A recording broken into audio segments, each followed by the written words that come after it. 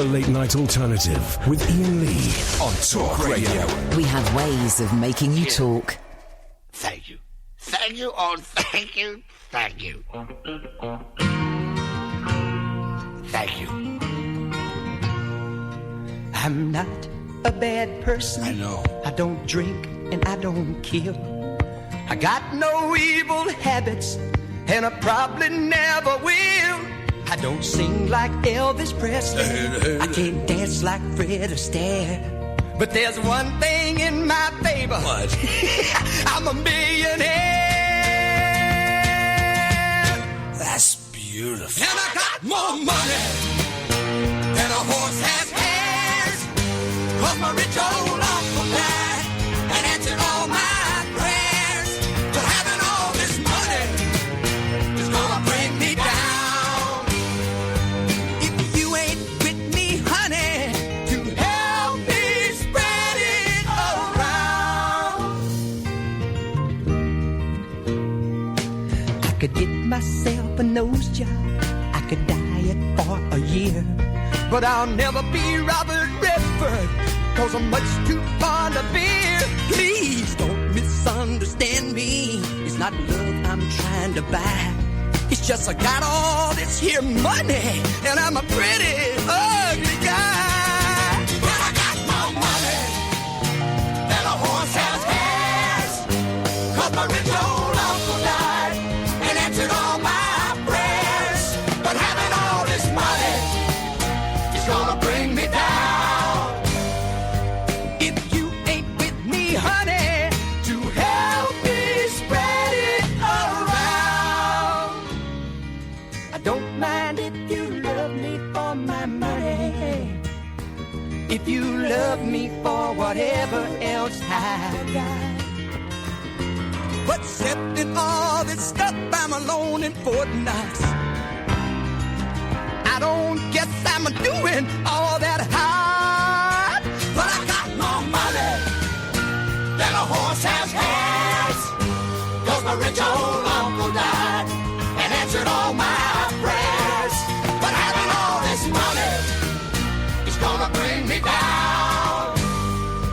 If you ain't with me, honey, to help me spread it around.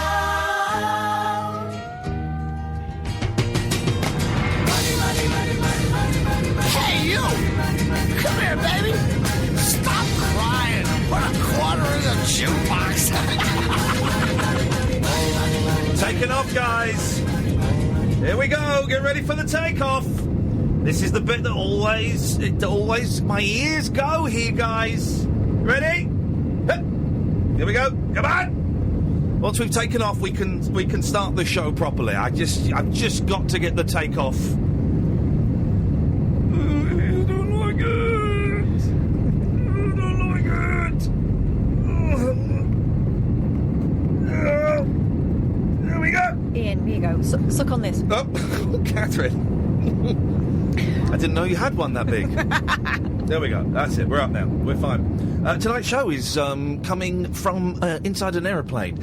I believe, according to the description on YouTube, that there's going to be a lightning storm as well. So good. Could be a pretty bumpy ride. 0344 499 1000 is the telephone number. It's the show your radio was made for. And other cliches like that. This is the Late Night Alternative with me, Iain Lee. Who the hell are you? Catherine Boyle. Well done. 5 points. There we go. Oh, yeah. It's a phone-in show that has no agenda. Well, it does have an agenda. It's to spread the word of Christ, but to do it in a way that you don't recognise we're doing it. Apart from that, it has no agenda. You can call in about absolutely anything you want. You want to phone up and say you've had a crap day? Beautiful. 0344 499 1000. You want to phone in and tell me you think I'm crap? Yeah, we'll have some of that. This is the only show, certainly in this country, probably one of a handful in the world where you can phone up and criticise the host. 0344 499 1000. We'll be talking about Car Mechanic Simulator, which is an actual game on a computer that we watched two French men playing online. Well, a very loosely defined game. Yes. It was what it says. He was simulated. We watched it, right, him fixing a car on his computer, but then when he had to, within the game, go to a computer to order parts. Absolutely true. We're going to talk about Asbos. We're going to... when was the last time you actually cleaned your windows? No one cleans windows anymore. When was the last time you actually got out a chamois leather and cleaned your own car? No one does that anymore. No one does that anymore. 0344 499 1000. We're also going to be talking about weddings, willies... That's 2 in a row. One just more. summoning the air hostess. OK, well done. Thank you. Well played. Well played. Weddings, willies and Grange Hill. All of these things, and possibly even less, will be coming up between now and 1 o'clock. This is Talk Radio. You can listen on DAB, download the app or go online to talkradio.co.uk. And you can watch us, dear listener, by going to periscope.tv/Iain Lee. You can actually watch us. Let's go to Jack. Good evening, Jack. Good evening, Iain. Good evening, Jack. How is your fractured hand? Oh, my fractured hand's good, but we've got some bad news. What, they're going to have to chop it off? No. I got my glasses, right? Yes. I put them on, yes. But I hit my cast with it, and my glasses fell off. Right, and so did you break your glasses? Yeah. But brand new glasses? Yes. You broke them? Yes. You're an absolute pudding, you are, boy. Did you get 2 pairs? No. Oh, you want to go where we go. You get 2 pairs, and if you break one, they have to replace it. Here's the thing. If you were my son, Jack, A, I'd be putting you up for adoption. Yeah. B, I'd be saying, tough. Well, you're not getting any more glasses. You've had a pair. They've not lasted 1 hour. You've broken them. Tough. Squint. And C, you'd be saying, why are you Scottish? Yeah. I would actually, yes. Why am I Scottish? Why am I Scottish? No. Because I'm the English. Here we go, you see? I know, but we're pretending you're his son, yes, Jack. Don't explain it. Never mind. But boy, oh boy, did he revert to type so quickly there. Jack, so that's tough. You'll just have to not watch TV then. Oh, man. Not the TV. Not the TV! Not the TV, Jack! Oh, not the TV, man. Oh, man, not the TV, man! Wait, Iain? Yeah? Iain? Yes? I can't see, man. I can't see, man! I can't see! I've lost my glasses! Well, Jack, it's all good ribbing. It's all good-natured bands, that's all. Yeah. Yes. Were your parents furious with you? No. Oh. They must love you. They must love you very, very much. Yep. All right. You know what they said? What? They said, Jack, you're an absolute sausage son. Hey, they called you... Did they call you a sausage or a saucy song? Or a saucy song? Iain, not that kind of sausage. Wow. Sausage. What did they call you?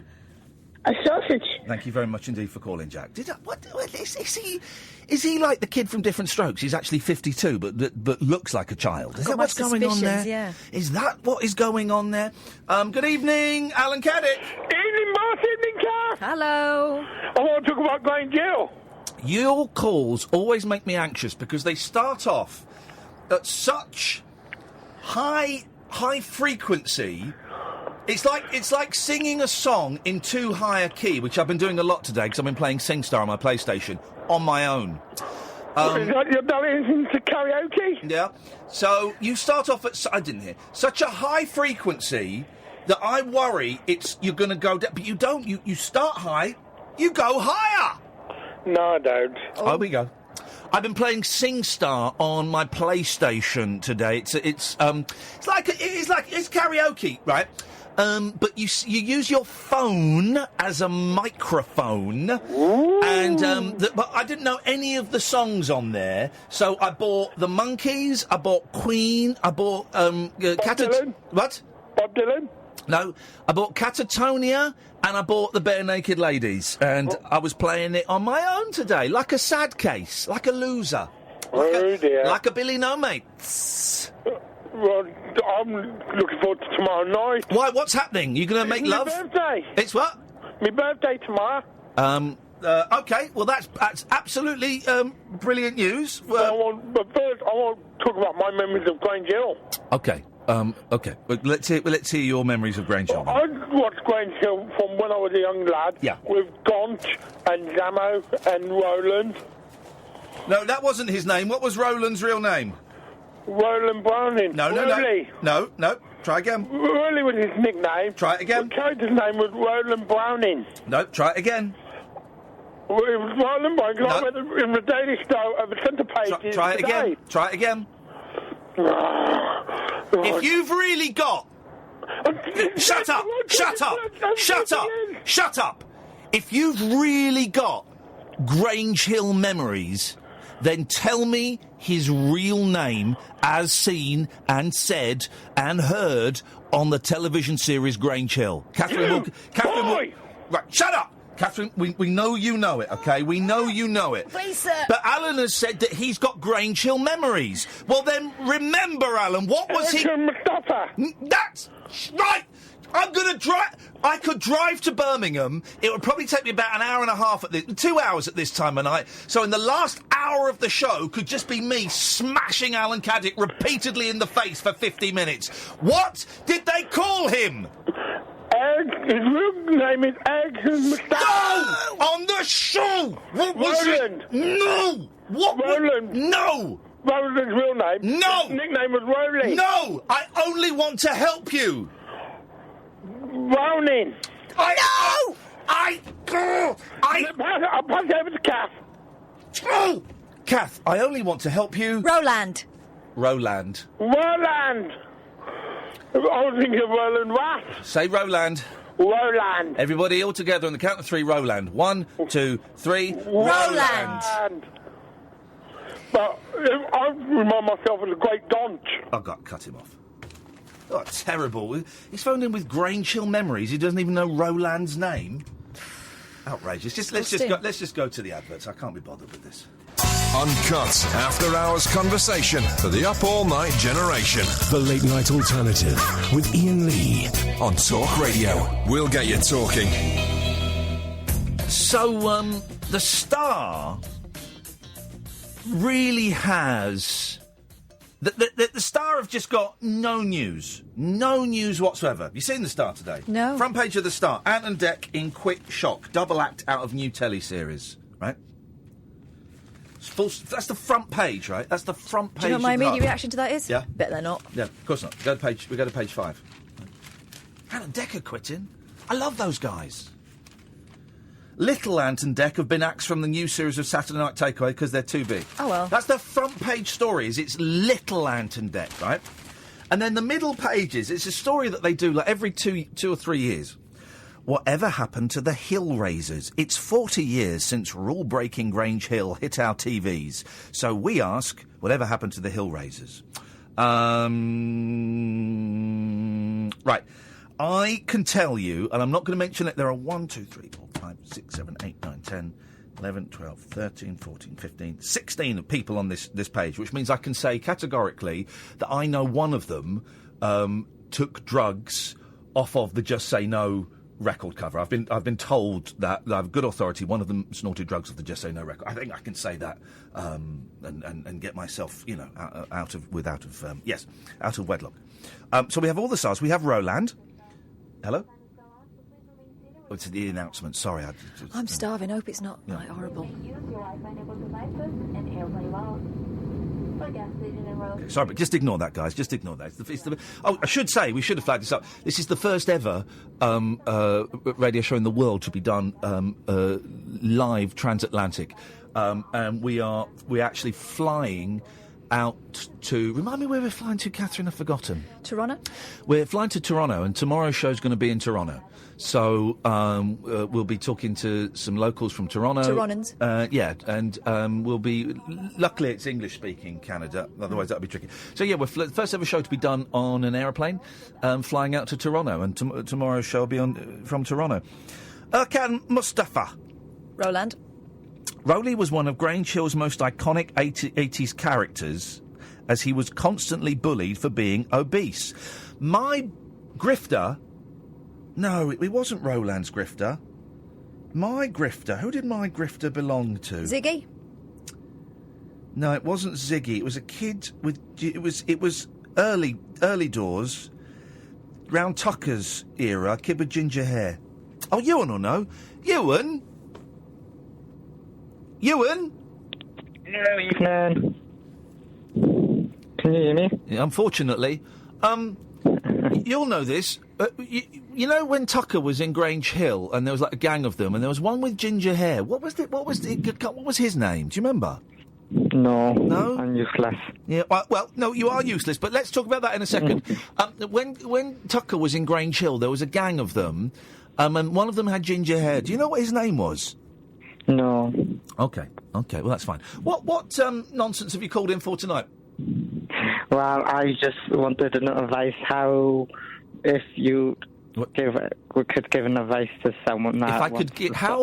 if you could give an advice to someone... Okay, well, let's see where this goes. If you could give advice to someone that would like to start radio, what advice would you give them? I'd change your surname from Gaunt. I don't... Well, I don't know, and I'll tell you why I don't know, because I got into radio before I was on the TV, but I never really talk about that, because that was a bit dodgy-bodsky. But I got... The reason I have a radio career today is because... I could say you are better on the radio than the telly.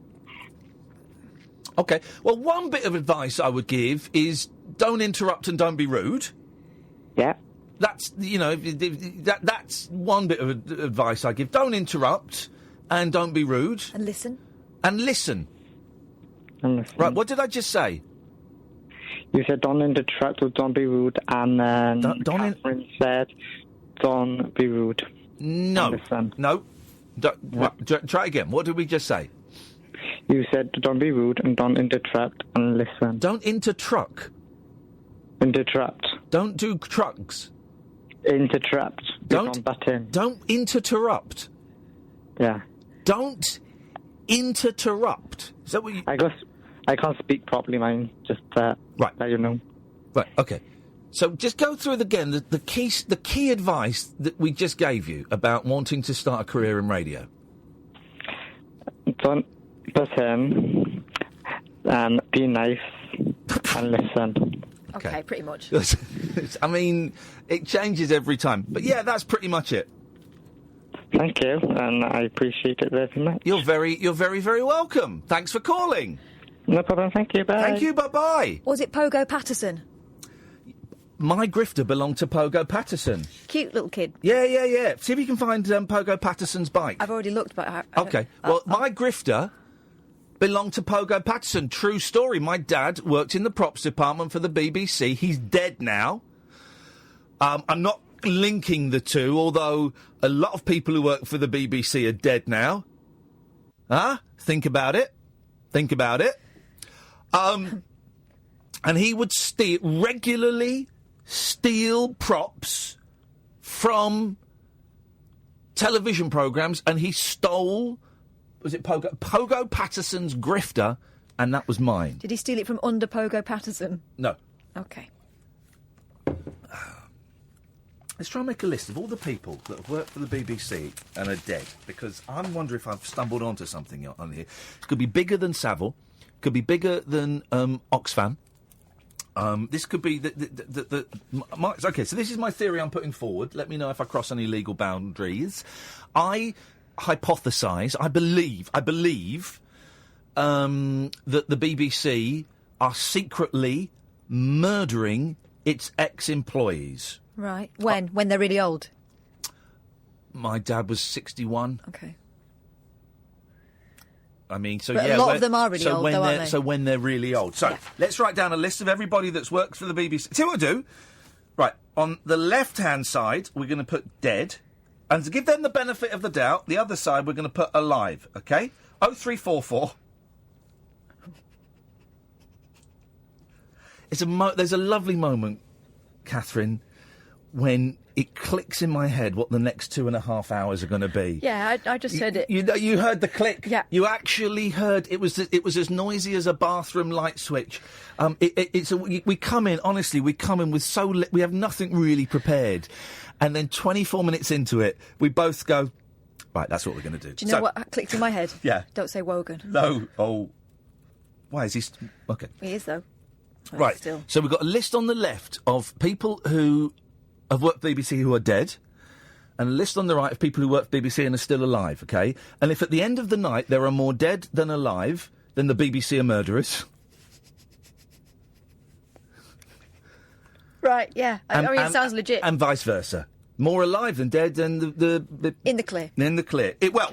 In the clear for now. Okay. In the clear for now. 0344. Oh, dropped the pen on the floor, I was so excited.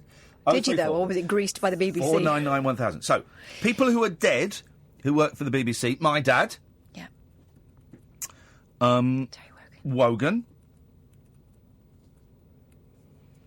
And people who were alive, Jonathan Ross. Oh, yeah. Can we put Danny Kendall in, or is he?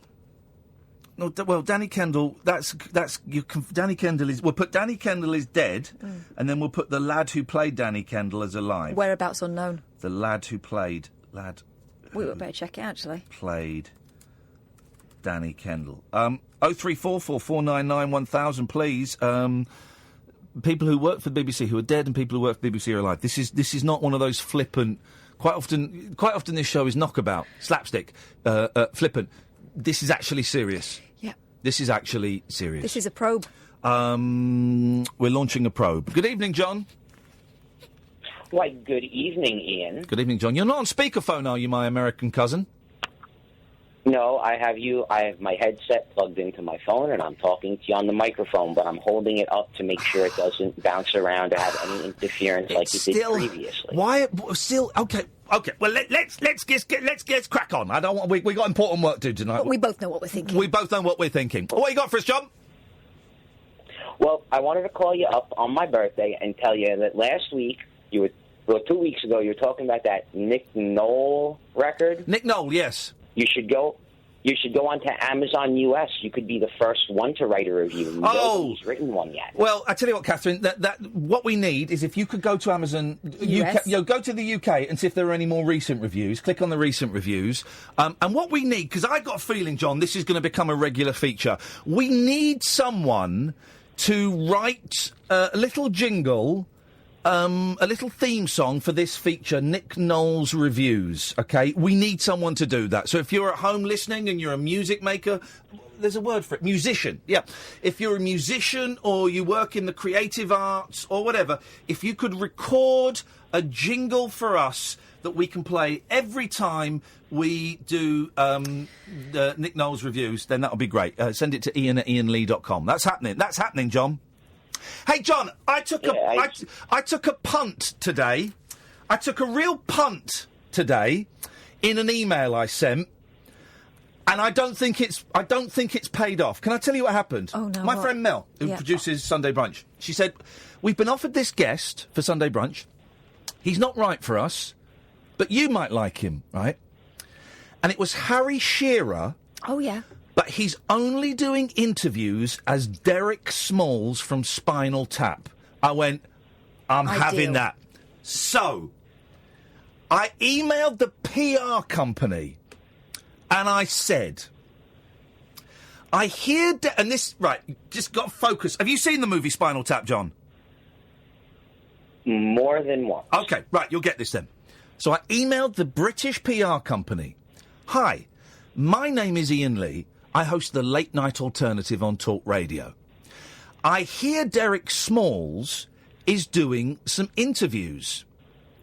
We'd love to have him on the show. To be honest, I thought he died. He'd be great for our Whatever Happened To feature. Please let me know how we make this happen. And I sent it. Right. And I sent it this morning. Mm-hmm. And I've heard nothing back. You're assuming the child who will receive this... Hang on a minute, John, go on. You know that the person who receives this will be a child who goes through the emails. Yeah. You're assuming that they're in on the joke. Yeah. The 19-year-old be going, well, this is rude. Why? This is rude. And I and looking through the list, we haven't got this guy. I sent it and I thought, this is a real punt of an email and nothing has come back. Nothing has come back. You know, he'd be great for our Whatever Happened To section. Oh, man. Anyway, John, go on. Now, I have to come clean about something with you. On the side, out of my home, I publish a digital magazine. Here we go. And I've discovered so it's a blog. My experiences... Yes. No, digital magazine. I'll even tweet you a link after I hang up. I don't click on links, but if it's not on paper, it's not magazine. Anyway, let's we all know what we're thinking. I've discovered in my experiences, when I say I'm interested in doing a whatever happened to her or where are they now feature, that I usually get rebuffed politely at best. Yeah, but you get that this was a joke, right? People don't seem to think that they should be forgotten about, and when you tell them they've been forgotten about, they tend to take it the wrong way. Yeah, I've found in my experience. But okay. Hang on a minute. Just for those who are thinking, this might be it. Hang on a second. I'm just trying to find a specific scene from Spinal Tap. Hang on, is this it? No, this isn't it. There is basically a scene in Spinal Tap where they hear themselves being played on the radio, and the host goes, "Well, that's Spinal Tap, and they currently reside in our Where Are They Now files." So that was the joke. And I understand that, but if he's trying to... Harry Shearer, who takes what he does very seriously on a different kind of level... No, but he's only doing interviews as Derek Smalls. And Derek Smalls might take offense that he feels like you forgot about him. You shouldn't forget about Spinal Tap. They're the greatest British... The thing is, that email hasn't gone directly to Derek Smalls. Although I've actually got Harry Shearer's email. Why don't I just email him direct? Yeah, do. I better not. We'll see. Anyway, John, what else did you want to suck the life out of? That I wasn't trying to suck the life out of. It's you a joke. invited me to listen to your anecdote, and I felt like maybe I might have something constructive to offer. I don't want to just be the dumb stoner who calls in and drools on himself. Okay. And yet. You know? Okay, right. Okay. Well, this has turned into a weird vibe. Anyway, go on. What else? Have you had an opportunity to be following the Celebrity Big Brother they're conducting in America? No. Well, then I think I'm just going to say thanks for letting me call in. Thanks very much. Weird vibe. Weird vibe, guys. 0344 499 1000 is the phone number. This is Talk Radio. The Late Night Alternative with Iain Lee. Unfiltered Night Talk with the original king of unconventional conversation on Talk Radio. We have ways of making you talk. Good evening, Nigel. Hello, Iain. Hello, Nigel. What you got for us? I'll have a little chat. Are you keeping all right? You're not interested. What song are you going to sing? Well, I wanted to talk about something specific. Go on then. Yeah, I don't know if you've had this yourself before. I've been off my antidepressant tablets for 3 days. Right. I know, are you still taking yours? Oh, yes! So I'll take one a day, clonazepam. Right, okay. 500 milligrams, one a day. Okay. Yeah, and I'm finding that I've got that thing where you keep repeating things. You know when you lock up a door or a lock? Yeah. I find I have to go back to it about 6 times, or, a lot of times, and I have to say to myself, stop it, don't stop fiddling. And nearly everything I touch, I have to go back to. Right. That's okay. Not everything, but sometimes it's worse some days than others. Yeah, that's okay. These things happen, but that's not... Have you heard of that? Yes, I have. But that isn't OCD. OCD, doing it... Is it serious? No, it's not. It's not serious. You haven't got... What? Am I becoming... have I got dementia? No, I don't know. That is... You don't think... Listen, if you're asking me a question, let me answer it. Yeah. Right? I know you're worried, but if you're asking a question... I'm worried, about myself, yeah. Yeah, I know. If you're asking... I've had a lot of stress. Jesus! A lot of stress. I know, dude, but if you're asking a question, let me answer it. Otherwise, you're going to worry yourself into the ground, right? Yes, sir, Iain, yes. Yes, sir, Iain, that's better. Now... Yes, I'm listening, Iain. Right, good. I'm sorry to shout, but it's just, if you've asked a question, then that's it. Right? That's... what you're doing, lots of people do. It's nothing to worry about. If you are worried, go and speak to your GP. Well, I did mention it before, but is it a sign of dementia, though? I don't believe it to be a sign of dementia, no. Because I'm still remembering things, when you need to get something in a shop or whatever. Yep, no, I don't. It's not. Sorry. Just having to go and make sure you've locked the door 6 times isn't a sign of dementia. I do it sometimes. Well, I worry about if I've done it properly, done things properly. Yeah. And, would you like a song? Do you want it later on, or what would you think?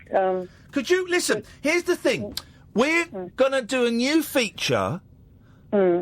I don't know what it's going to be called. Kath will think Hello, of a. Catherine. Hello. Kath will think of a clever title, but basically we're going to read the Amazon reviews for Nick Knowles' album. We're going to do it a couple of times a week. We need a jingle for it. Maybe you could write us a jingle. About Nick Knowles? Yeah, and his reviews on Amazon. Oh, yeah. Why don't we call it the Nick Knowles Amazon Review Rundown? Yeah. What was... I've got a song on my Facebook. I've got a new song of me singing a Whitney Houston song. Right. Now, I don't know Whitney Houston's back catalogue too well, but do any of her songs concern either Nick Knowles or Amazon reviews, or in an ideal world, Nick Knowles' Amazon reviews? I'll have to ponder on that one then. The Nick Knowles one. Okay, you ponder. So, but you're able to play YouTube over the air, aren't you? A song on YouTube. Yeah. It'd be easier to do that than me fix up my gear, tonight. Yeah, I'm not going to do that. You can do it. No, I can. I'm not going to play a YouTube video of you singing Whitney Houston. Let me let you to a little secret. You'd rather me sing live. It's only worth doing, and even that is, tiny. It's only worth doing if you do it live. Of course, yeah. But as I don't want to worry my neighbours. That's why, because it's quite late. If I call up tomorrow night a bit earlier. Let's go to Sam. Good evening, Sam. Oh, hi, Ian. Are you on speakerphone? Yeah, do you want me to turn it off? Yes, I do. I'm only keeping him on because he's in Rotterdam. Yeah, 2 seconds. There we go. Okay, I'm off speakerphone now. Speakerphone is the new filming in portrait, which is the new... No, actually, Frankenstein was the scientist. The monster was just called the monster.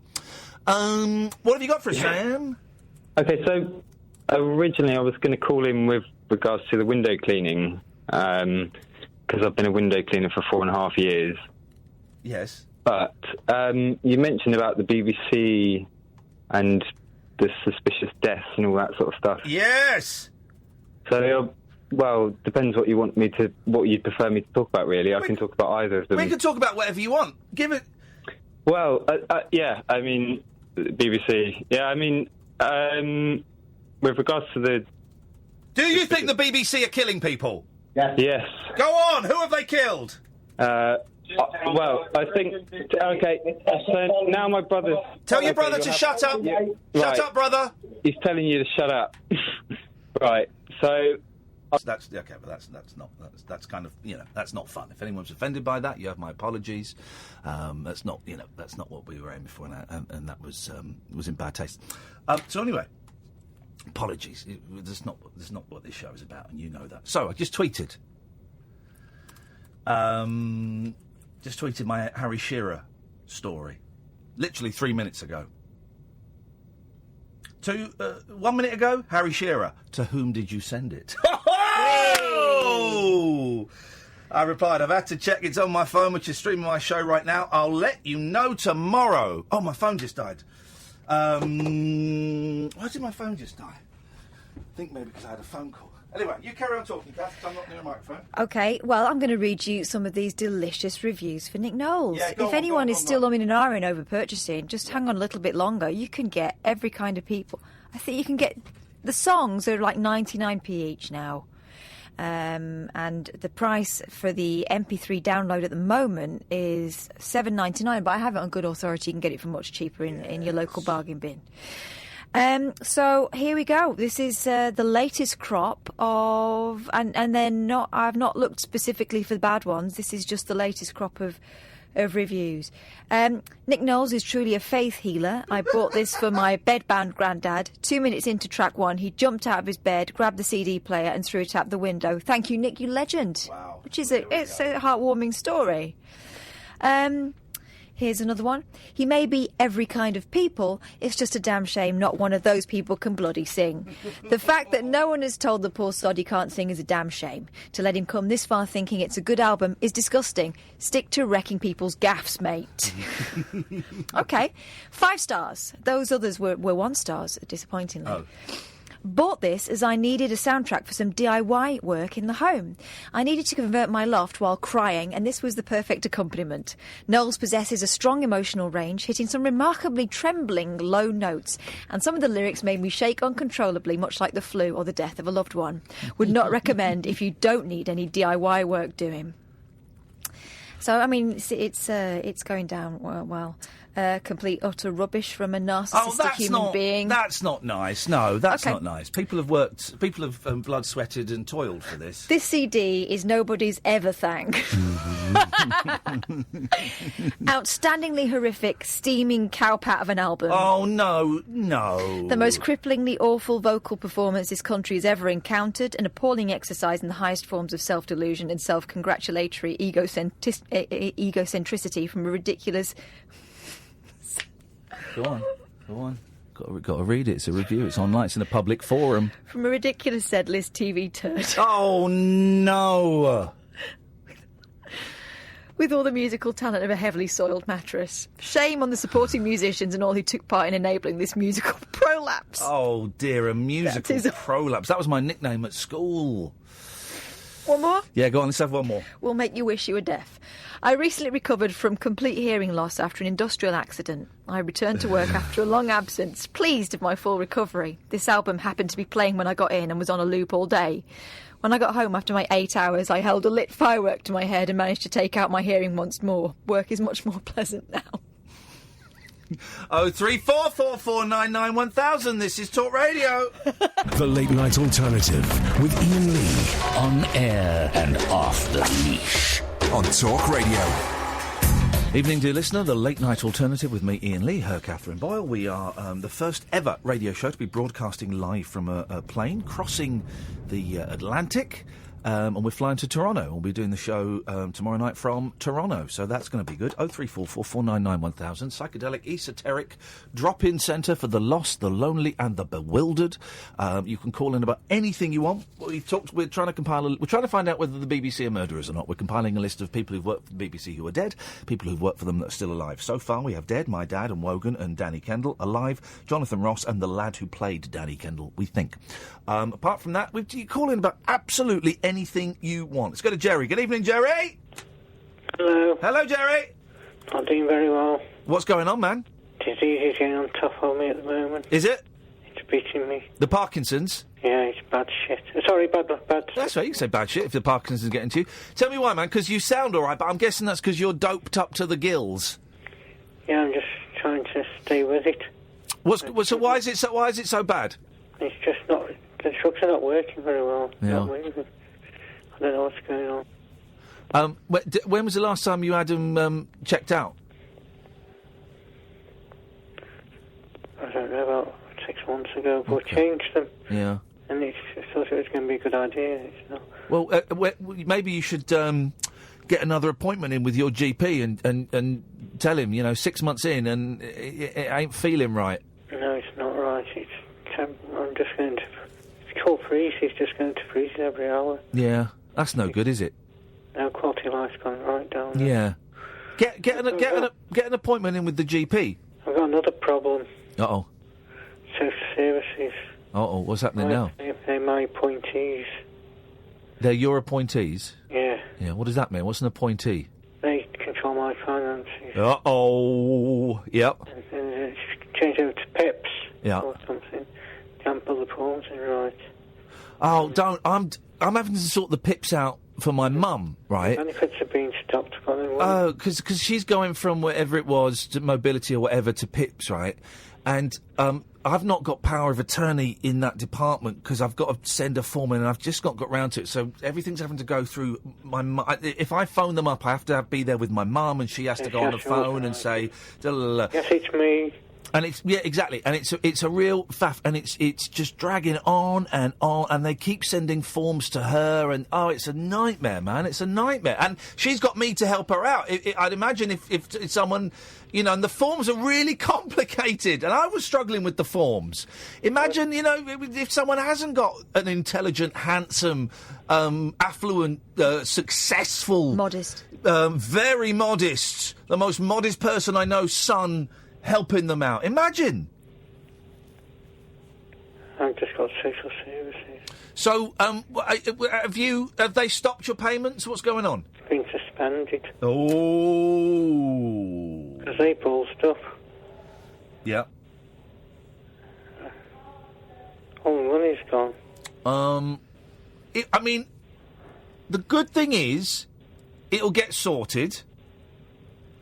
The bad thing is you ain't got no money. How long do they reckon it's going to take to get it sorted? I don't know. We found out yesterday because the social worker's been keeping it secret. Social worker's been keeping it a secret? I've been trying to arrange a meeting with him for 3 weeks. Hang on. So when did the payments stop? I don't know. He's not told me. Right. So when did you speak to the social worker? I haven't spoke to him. He won't speak to me. Why? What? I'll get angry with him. Why? When was the last time you spoke to your social worker? Last year. But, mate, it's February now. I'm trying to get meetings with him. Can't do it. He keeps saying he'll come, he never comes. Right, so you don't know when your payment stopped? I don't know what it was. I haven't got a balance in my account. I haven't got debit and credit. So I don't know what's going in and out. Also, he told me there's no money in the account. He hasn't told me, he's told the carer there's no money. Right, don't say it on air, but do you know the name of your social worker? Yeah. Right. Kath, can you go and talk to Gerry off air? Get the name of his... Do you have an email for this social worker? No, but I can get it. No, but have you got one? I've got one. Right. Off the top of my head. No, I don't want to have the top of your head. Right, Kath, you go and find out the name of the social worker and find out the local authority that he works for, because we can probably work out the email address. Yeah. And we'll just send him an email saying, hey, Steve, you got something wrong. You must have missed this, and just get Gerry's address and his full name and all of that stuff, so we can send all that. Now, they won't talk to me, Gerry, as you know, but if I send them an email... and say we mentioned it on the radio, I wouldn't be surprised if you get a phone call, maybe not tomorrow, but probably Monday or Tuesday. Because that's bang out of order, man. Because I'm not well. Yeah. I'm trying to get more support. I know. Listen, I'm going to put you through to Kath, give her all the details, and I will send an email during the news. Or I'll try and send an email during the news, OK? And if I can't do it tonight, I'll do it tomorrow, all right, fella? Okay, well, Gerry, you stay there. You talk to Kath. Catherine, he's all yours. Unbelievable. For those who don't know, Gerry has been calling me for 8-9 years. He's younger than me. I think he's like 43, maybe. And he's got Parkinson's, and he lives in a care home. And some of you will remember that we had the pleasure, stroke misfortune, of speaking to Gerry one night when he'd fallen on the floor. And no one from the care home... Everyone ignored his calls and wouldn't come and pick him up. We had to phone the care home up and get them to go and pick him up. And it got very, very uncomfortable. It was about an hour and a half, I think. And now they've messed up his PIPs, his personal independence payments, basically his benefits. And the social worker won't... There must be a mistake. There must be a mistake. I'll send an email. I mean, we'll see what we can do. Oh, good evening, Katia. Hello, good evening. Good evening. So Angela Rippon is still alive. Angela Rippon. That doesn't sound right. What? That name doesn't sound right. Why? Angela Rippon. Yes. Anna Ford. Anna Ford. Okay, yeah, you're doing it alphabetically. No, not really. And then David Attenborough is very, very much. Well, it is. I'm going to put David Attenborough in the middle because he kind of straddles. He kind of straddles both camps, doesn't he? Put that Gerry clip out as well. He's like The Walking Dead, isn't he? Oh, that's a bit rude. Well, it's factual. I just tell it like I see it. I'm a no nonsense kind of guy, Katia. I don't know what your Dutch broadcasters are like over there in Europe where you live, but over here we say things the way we see them, and I see him as neither living nor dead. He's one of the undead. Okay. He's 92. Oh dear, not long now. Right. Yes. Well, yes. Hasn't he got a brother or something? Yes, Richard Attenborough, Dickie Attenborough, who is dead, but he didn't work for the BBC. Ah. Okay. So that's suspicious. Then. Yeah. But one of the Attenboroughs is dead, and the other one is neither here nor there. Yeah. And that's it. I can't think of other presenter. Are we just doing presenters or what? No. Was my dad a presenter? No. Thank you. But that's a shame. Yeah, he'd have been a terrible presenter. He'd have been hilarious. So anyone from the BBC, that's what we're doing? Yes, anyone from the BBC who is dead and anyone from the BBC who is alive. That's a lot of people. Well, is it? That's what we want to find. We don't have the figure. Where have you got those statistics from? From, well... Where have you got what is the source of your... I'm going all James O'Brien on her. If you knew this, Katia, why didn't you whistleblow? Yeah. Yeah. Okay. You're worse than those people... You're worse than those people that kept stum about Saville. Oh, no. She's worse than those people. She's worse. She knew that the BBC were killing off people and she didn't say nothing about it. No. Okay. Yes. Like people that work in the canteen or something. Yep. Okay. Everyone in the canteen is dead. Flipping it. Right, I'll write that down. Maybe that's the source of the problem. Canteen staff. But Katia, that is a real head flip.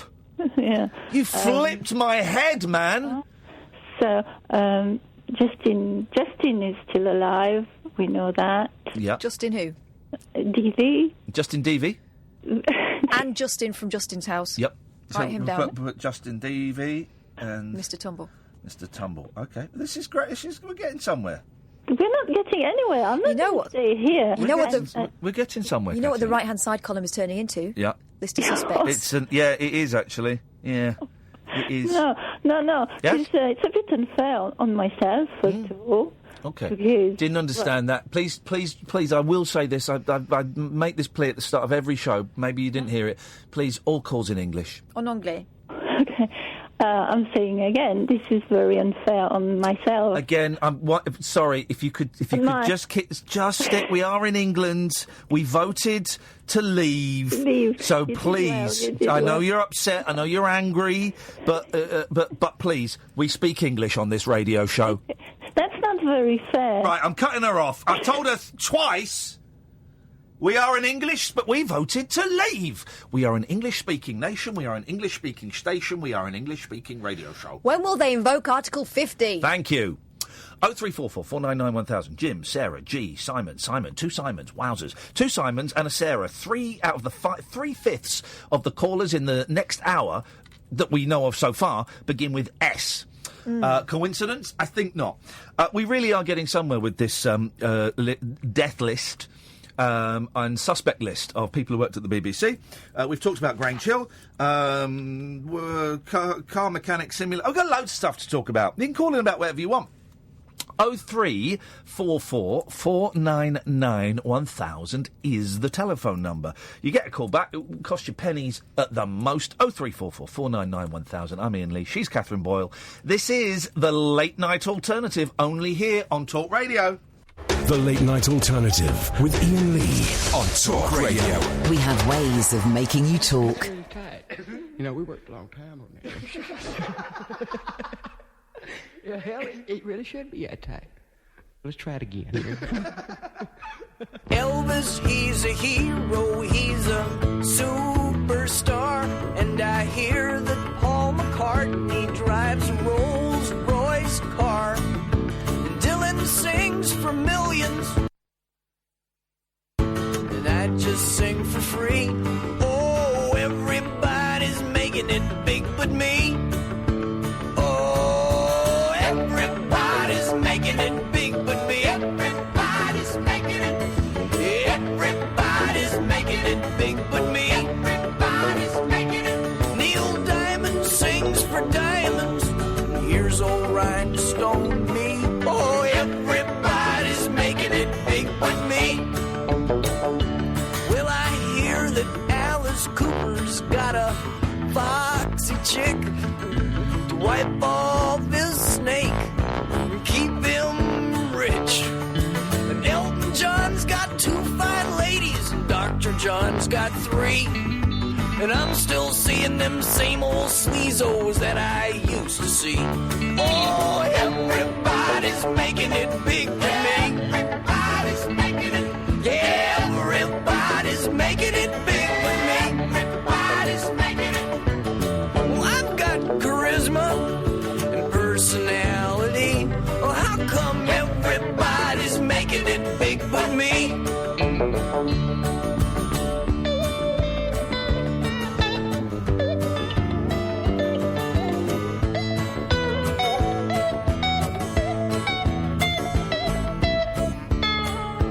What's wrong with that? I don't see nothing wrong with it, Rick. Well, I paint my face with glitter, just like Bowie does. And I wear the same mascara that Mick Jagger does. And I even put some lipstick on that just hurt my dad and mom. And everybody's making it big but me. Oh, everybody's making it big but me. Everybody's making it big. Yeah, everybody's making it big but me. Everybody's making it big. They got groupies for their bands, and all I've got is my right hand, and everybody's making it big but me. Everybody's making it. Everybody's making it big. Everybody's making it. Everybody's making it big. Everybody's making it. Everybody's making it big. Everybody's making it big but me. 03444991000 is the telephone number. It's a bit noisy. Let's we can just turn the air. There we go. Turn the aeroplane down a little bit. 03444991000. The first show ever to come live from an airplane. Why do they call it an airplane in America? Because it's not.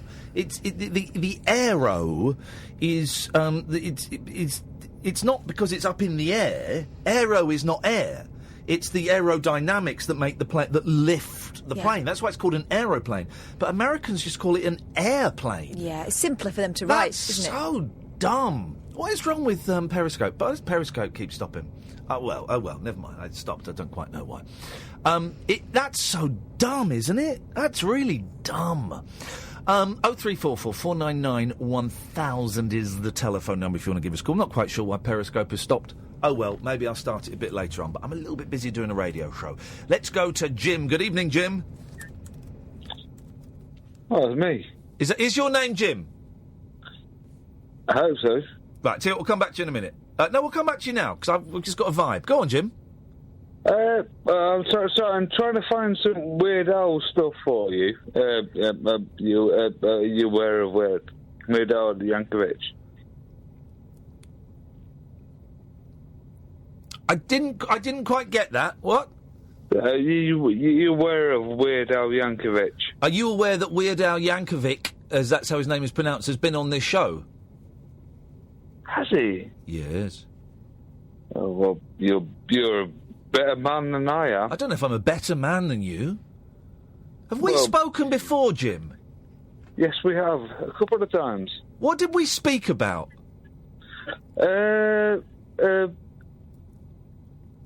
Well, what time? Did we argue? Once. Yes, yeah, we have argued once. What did we argue about? Could you remind me? We argued about... excuse me. We argued about that there's Japanese animation isn't as good as English animation. Is that all we argued about? Because I'm feeling a vibe. This is what I kept. I'm feeling a vibe that there was more animosity. But maybe I've imagined that. Well, no, But lie to you, I'm a big fan of yourself. Okay, all right, fair play. But anime is rubbish. Oh yeah, it's shite. Yeah, it's shite. Yes, it's shite. So you, yeah, go on. I'm just trying to find. I can't find it now. Can I ask you a direct question? Yes. Are you steaming? In what sense? In the drink sense. And the cannabis sense, and yes. So you're drunk and stoned, man. Yeah, man. Yeah, man. And how's yeah?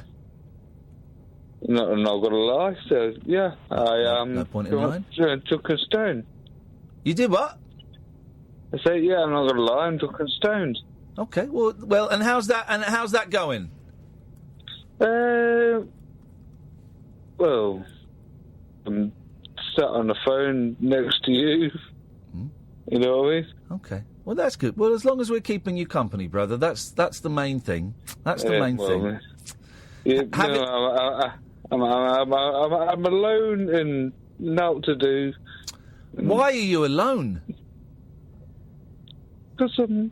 No, I don't want to get into that anyway, brother. Okay, you don't have to get into that, but I detect a sadness in your voice, and if you wanted to share why you were alone, then you'd be very welcome to. And if you don't want to, then I certainly wouldn't pry. But there's a lot of sadness in my soul. I can feel that, man. I can feel that. I thought it was anger I was detecting, but it's not. It's sadness. Oh no. Sorry, if there's any anger detected there is no anger. No. I was wrong. I was detecting something dark in you, and I thought it was anger, but it's not anger. It's sadness, and I'm not going to say I feel sorry for you, man, because that's patronising. But I empathise with you, and I hope things pick up, and I also hope that you've got people that you can share that sadness with. Oh well, I hope I found. Okay, I'll be blatantly honest with you, Ian. Go on then. Yellow card. You can't. That's all right. Sorry. It's a yellow card. Don't you worry. It's a yellow card. You can't use the F word. But go on. Do apologise. There is nothing in my life. I have my job, my life. I wake up and I go to sleep, and that's it. And how long's it been like that? 7 years. Oh, mate. Yeah, it's depressing, isn't it? It is depressing. It's depressing. Yeah. And I feel for you living, being unhappy for 7 years, and I could see why getting stoned and getting, drunk would seem like a nice alternative to escape the mundanity and the drabness of everyday life. Yeah, well, I wouldn't say it's a nice alternative. It is the alternative. Yeah. The alternative being dead. Well, it's either this or shite. No, nothing. You know what I mean? I do. Sorry, I've gone a bit deep. It's all right. We can get deep, man. This is, it's 11 minutes. It's 11:11. That's always weird, isn't it? It's we can get deep at mystical times of the night. That's what one of the things we're here for. Well, you're ex-stoner and you're you used to take drugs. And yeah, I did. And I had a lot of clean time. I had years of clean time under my belt, and then I had a relapse recently. Oh, have you? Yeah, yeah. Well, what did you do? It doesn't matter exactly what I did, but I did stuff that I haven't done for a long time. Come on, man. Be honest. I'm being honest. No, I'm being as honest as I'm prepared to be on air. And maybe if we were sat in a cafe, I might be a little bit more honest. But what I did is irrelevant. It's the fact that I did something that falls out of my current moral code. Is the thing. Yeah. Sounds okay. Yeah, but no worries. You don't have to be. So I'm back to counting the days again. But it's nice that you like well, this is my opinion. Go on, let's hear your opinion. I'd like to hear it, Jim. No, I would. That wasn't me being sarcastic. I would like to hear it. It's nice that you can go out of that you have that bubble that you're in. You're like, okay, I'm not going to drink. I'm not going to smoke. I'm not going to blah blah blah blah. Yeah. And you have that one day where you can have that chance to have a joint. But you can have that chance to have a pint. Yeah, but and then you're back into right. Say that's a Tuesday. For people like me, that is that one is too many and 1,000 is never enough, and that there is no such thing as one joint for me. Why would you have one joint when you've just bought an eighth? In fact, why are you going to buy an eighth? You might as well buy a half. Sod it, let's just get a brick. Do you know what I mean? The one joint, the one beer, the one glass of wine, I don't understand that thinking. You are exactly the same as me, brother. Yeah, and I'm trying to claw my way back up the ladder to sobriety. I've not had a beer. I've been off the beer now because of medical reasons. Yep. I'm 14 beers now in. Oh, mate. What time did you start? 3. So you're pacing yourself. Are you working tomorrow? Yeah, man. I've got to be up at 5 o'clock in the morning. Oh, mate. Come on now. Yeah, I'm a dickhead. No, you're not a dickhead. I'm not judging you. Sorry. No, you can say dickhead. Jim, I'm not judging you. I just know that feeling of I've got to be up in under 6 hours and I'm trashed. I know that feeling. Do you know what the most stupid thing is? I've only called you for a little chat and a stupid reason. I've got another 6 beers in the fridge, and I will probably drink them. I know you probably will. When we both know the most sensible thing now would be to go to bed and try and get some sleep. Yeah, but I'll end up drinking their beers. There's no. What are they? Bottles or cans? Cans, of course they're cans. Cans. There's. What are the chances? Amazon now deliver cans to your front door. God, do they? Jim, I'm going to say something that you're going to laugh at. Do you mind if I say something funny? Help yourself, brother. Help yourself. What are the chances of you pouring 2 of those cans down the sink? No, none. None? One of them? No. You couldn't pour one of them down the sink for me? No, let me rephrase that. You couldn't pour one of them down the sink for you? Go on. Might as well pour one. You still got 5 cans, and you got to be up in 5 hours and 45 minutes. Go on, pour a can down the sink. Go on, let's hear. Can't do it. Why can't you? No, I know you can't. Why can't you do it? Can you try and put it into words? Because there'll be people listening who don't get it, and I get it. But try and say why you can't. What is it, mate?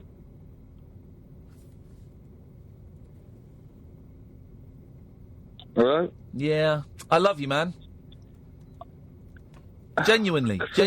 I know what you're going through. That was hard to admit, man. You said it, though, and I love you for saying it. I love you, and I love your honesty. I respect your honesty, and I respect you. And I know that each time you open one of those cans, you're going to sit there looking at it thinking, this is poison. I might as well get it down me. Go and pour one. Yeah, that's it. That's exactly it. Yeah. May as well get it down, mate. And then that feeling when you get to the last one and you try and savour it And that last sip, and then you go back and you think, well, I've finished it. There might be another one in the fridge. Let me go and have a look. And you look, and there won't be another one in the fridge. And you'll go, well, maybe I left one. Maybe there's one under the sofa. And you'll go and have a look, and there won't be. And then that bleakness and that emptiness will hit you, man. Oh, man, come on. Oh, mate, yeah. Am I close? Am I close? Yeah. You're a damn good person, man. You're a good man too, Jim. You're a good man. Despite what your head is telling you, you're a good man. You're a good man, Jim. You deserve better than this. We both deserve better than this. Thank you. All right, brother. Take care of yourself. And yourself. Give us a call any time, Jim, all right? Cheers. Take care, man. I had to wait for him to put the phone down because I couldn't hang up on him. Wow. Have you got the number for AA there? Let's have that. It's not for Jim, but maybe for anyone else who's listening. He phoned in to play some Weird Al Yankovic, and I knew there was something. I thought we'd had a Barney about something before, but I could just tell there was a vibe there. There was a very unhappy vibe there, and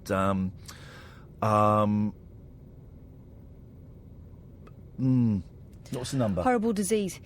0207 407 0700. That's 0207 407 0700. Isn't there a free phone number? I thought there was a free phone number for AA. I could be wrong. This is the one that they put right at the top of the search, but let me check. You're if you go to the AA website, it will say on the top there'll be a banner at the top. Oh, yeah, sorry, apologies. Right, 0800 9177 650. All right, so this is it. This is a free phone number, so go and do it again. OK, 0800 9177 650. And the people that answer it are alcoholics, not, the ones that have got a bit of clean time. And it's not a counsellor, it's not the police, it's not the council, it's not a doctor, it's someone who's probably got 5, 6, 7 years or more of not drinking under their belt. And thanks for that call, Jim, because that's resonated a lot with me and with what is going on with me at the moment. And I respect your honesty, man, if you're still listening. And I mean it, I love you, man. And you deserve better. You deserve better. And I hope you get some sleep. 0344 499 1000. This is the Late Night Alternative on Talk Radio. Across the UK, online and on DAB. The Late Night Alternative with Iain Lee on Talk Radio. 0344 499 1000. It's a phone-in show where anything goes. You can phone in about heavy stuff. You can phone in about stupid stuff. You can phone in about dumb stuff. Anything goes. Honestly, it's a drop-in centre for the lost, the lonely and the bewildered. I'm Iain Lee. You're Catherine Boyle. Is that correct? That's Have you still not seen those documents that will prove that one way or another? You can give us a call. 0344 499 1000. Periscope is down. I don't know what's going on. I'll try and boot it up again a bit later. So many calls. Let us go to... We've got 2 Simons, so I'm going to go to Sarah. Good evening, Sarah. Hi, Iain. Oh, my God, you've had me in tears. Oh, my goodness. Well, that was some call, huh? Some call. What a guy. Oh, my ex died of liver cirrhosis complications in October. Oh, blimey. And, so I'm really... Thanks, so good that you've put the call out. I'm normally so bright and happy. Sorry. That's all right. No, we don't have to be, if we're not feeling it, we don't have to be bright and happy. I'm sorry for your loss, and I suspect that the Jim didn't really phone in to play me Weird Al Yankovic. No. He had, he may not have consciously known why he was phoning in, but his subconscious was telling him he needed to speak to someone because he's been in his flat since 3:30 this afternoon, getting pissed, and I bet he's spoken to no one. So I'm glad he gave us a call, and I hope he makes it through to tomorrow, which I'm sure he will do. Okay, I'm going to try and stop crying. Okay, come on, man up, Sarah, man up. Hi, Iain. Hi, Kath. Hello. Hello, hon. So I actually rang in to say something really positive. Oh, believe it or not. Yes. I had because I'm on medication for depression and anxiety. Yes. So I had my annual review kind of thing you have to have at the doctor's. Yeah. And that was in January. My liver function test came back a bit dodgy. Uh-oh. Yeah, talk about livers. And she said it could be your medication. We'll take another blood test. Yes. and we might need to tweak everything, take a scan. And I got my second lot of blood results back today, and it came back all clear. Oh, yeah. Well, maybe you should get a third one then to make sure. I mean, that one comes back wrong. And then fourth one, you have to just keep getting liver tests. Best of three. Showing every week. Keep getting liver tests. That's what you should do. All right, have you ever had a lumbar puncture, or as they call it in America, a spinal tap? Oh no! Oh, it's where they inject into the base of your spine to get some spine juice. Is it spine juice or brain fluid? I think it's brain fluid. But anyway, it's the juice out of your spine, right? And it's the weirdest thing. And I had to have one because I thought I had MS, and it's really the only way to tell if you've got MS or not is to have that. So I had all these tests, and then I went and had that. And I was set for it to be the most hideous experience ever. And it was all right. You kind of lie on your side and with your knees up, and they put the needle in, and they give us an anaesthetic at the base of the spine. It's uncomfortable, and it takes about 10 minutes, and they get a tiny little phial of clear juice out. And man alive, I wanted to drink that juice. But they did that. And then she said, right, what you got to do is go, you might have a headache for a bit, go home and lie down, right? So I got up, and I was a little bit dizzy, and I went home, and I went to bed, right? And I lay down, and I went to bed. I lay down. In the morning, I woke up, right, and I thought, feel all right, feel fine. This is great. And I got up, flipping it. As I stood up, my head went, I was dizzy. This migraine kicked in from nowhere, because it takes about a week for that tiny amount of spine juice to regrow, right?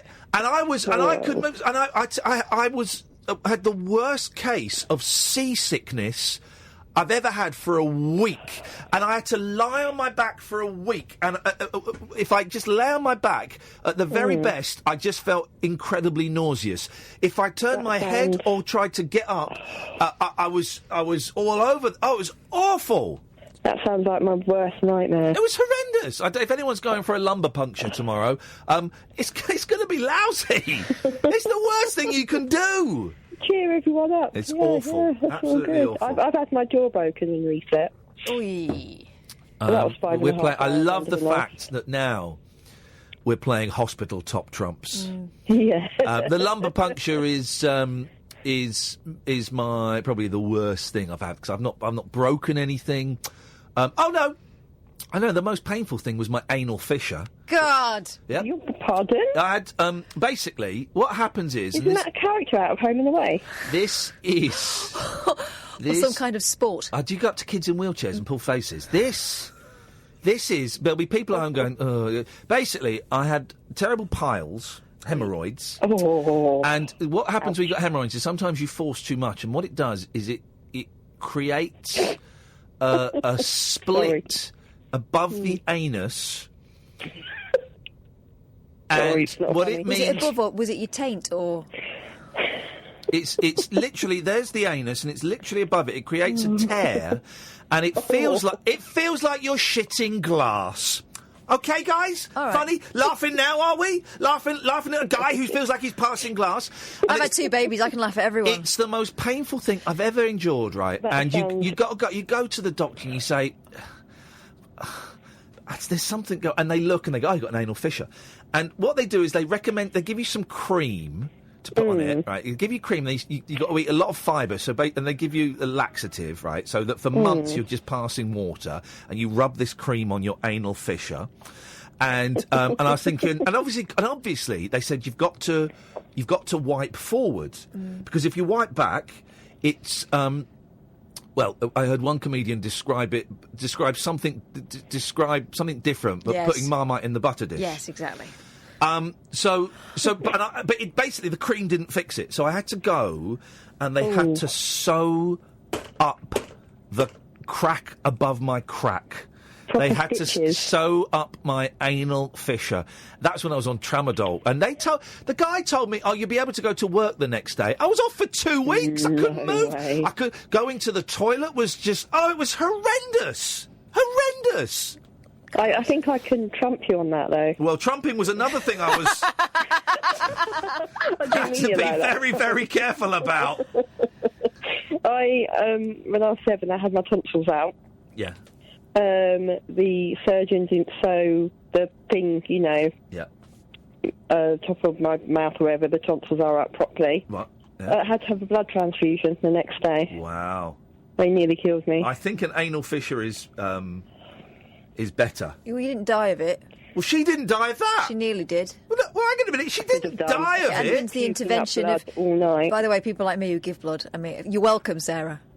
That's all Thank I'm you gonna so say. much. It might have been yours. You never know. Could have been. I can give to You everyone, you saved see. my I'm very life. special. I'm like a unicorn. I'm O negative, which means I can only have my own, but I can give to everyone. That's why I was put on this planet, to be some sort of harvesting device. You saved a life. You are... Right, now listen, a stay legend. there, Sarah. G's on the line. Good evening, G. Hi, buddy. Are you on speakerphone? No. It sounds I'm in like... the bathroom. Oh, OK, fine. Right, now, I've just got your email. You've sent me a Nick Knowles Amazon review. Oh, please don't play it. Please. That is embarrassing. Well, why did you send it to me, then? Because it was kind of a spur-of-the-moment thing, and... Go on, then. Go on. Right, hang on a minute. Why is... This is it, the Nick Knowles bit.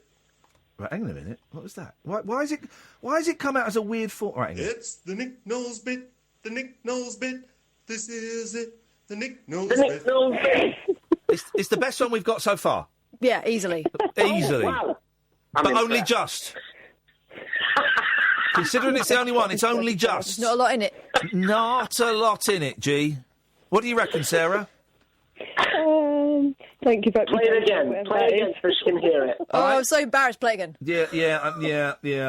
I keep meaning to set up... I've got my hotkeys here. And for the last year, I've been meaning to tidy up my hotkeys because I've got everything scattered everywhere and use them properly and play the effects and stuff like that. And I just go... You're going to drag that into plums? I'm going to... That is not an effect. That is a cause. What? Hang on a minute. I'm so confused. It won't let me... You should be. It won't let me drag it, which... You've done it in a really weird format. What format is it?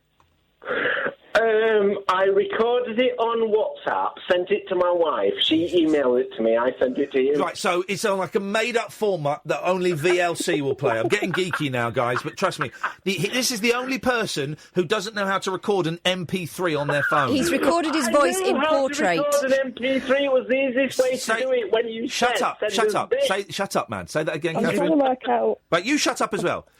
Catherine's got a sure. zinger. Catherine's got a zinger, and it's worth hearing. Catherine, I will use me this take a run joke at a later date. Catherine? Gee, you've recorded your voice in portrait. Wow. Now you do it, Ian. Gee, you've blew in record. It's the equivalent of recording your voice in portrait mode, you idiot. Wow, I have nothing more to say. Okay, well then we'll say goodnight. I can't even drag it into my hotkeys. Wow. It's OGG. What format is OGG? OG. Flipping heck, man. What an absolute prune. I'm trying to work out what's better, the album or that. Well, that's probably recorded in OG too. You know the dream, and if he's got any sense of humour, he'd do this for Nick Knowles to record the Nick Knowles Amazon review jingle. That's the dream. Oh. That's the dream. Shall I write to him? No. No. I nearly said something there that would have been libelous. So the thing is, Nick Knowles is really. I know what fit. you're going to say. Go on, Sarah. He's really fit, but then he's really fit, hot, like I would. Oh. But the problem is, he's just completely ruined it all by doing this album. I don't find him as hot now. I've listened to him sing. Well, that's it. It's drying the ladies up. The exact opposite of what he wanted. Oh, well, these things happen. Did we get to the point of your call, Sarah? Oh, yeah, I think we did. OK, let's assume we did. We'll put the two adverts together. Let's go to... Is that what he does? Let's go to Simon in Worcester. Good evening, Simon in Worcester. Hello, Ian. Hello, Carl. Hello, Simon. Hello, Simon. How are we? Are we all right? Oh, I feel... yes. Good. I've got 3 things for you. Go on. First of all, Akinator. Yep. I've spent all day trying to find somebody the Akinator doesn't get. There are a few. Go on, who didn't it get? Darren Day. Did you not get Darren Day? Oh, right, hang on a minute. Change. That's hang on a minute. We're gonna have a look. I'm gonna have a go on it because you must have got one of the things wrong. It must know right. So Akinator is this guy. My kids love it. It's a guy. It's a website and an app. It's got full of pop-ups. It's horrible to look at, but it guesses people. Right. He wants my age. All right, 44. Why do you need to know my age? Because it's taking your details. So we're going to try in case anyone Darren asks Day. you. Is your character real? Yes. Is your character a girl? No. Is your character British? Yes. It knows. Is your character a YouTuber? No. Is your character more than 40 years old? Yes. Yeah. Is your character dead? No. Is your character on a popular TV show? Not anymore, so no. No. Has your character recorded any albums? Yes, he has. Yeah, I think he has. Yeah, he has. Yeah. Was your character already famous in the 70s? No.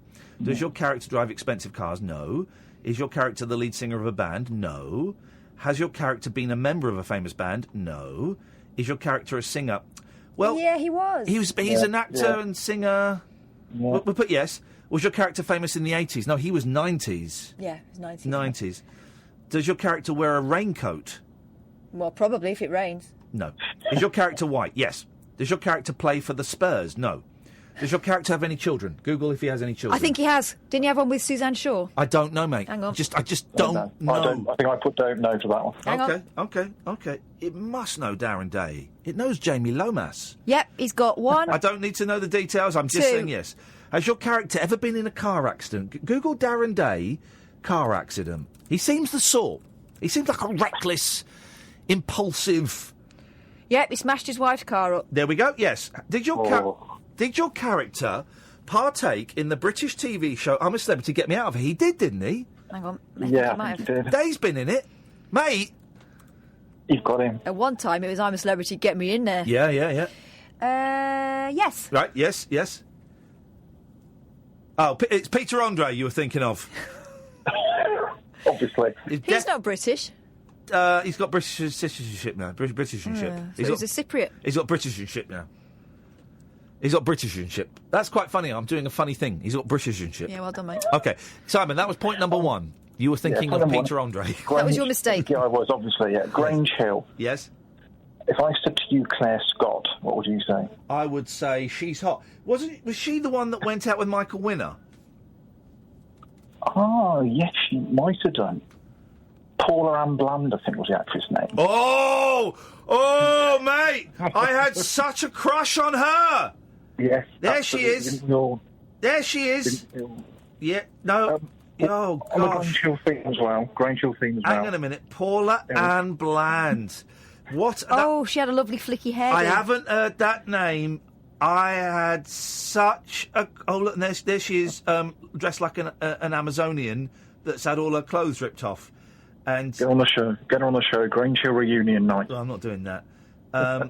Oh, look, there she is. And, good for her. Good for Paula Ann Bland. Isn't that funny? Isn't that Absolutely. Yeah. Bring back Grange Hill. Justin Lee Collins did that. I don't remember seeing that. Yeah. What has happened to Justin Lee Collins? Well, where is he? You know what happened? Yeah. Right. Yeah. He went to court for spousal abuse. There we go. Paula Ann Bland's on Twitter as @Paula Ann Bland, actress and ambassador for the Good Grief Trust. There's Paula Ann Bland. I'll send her a little tweet and say hello. Well, he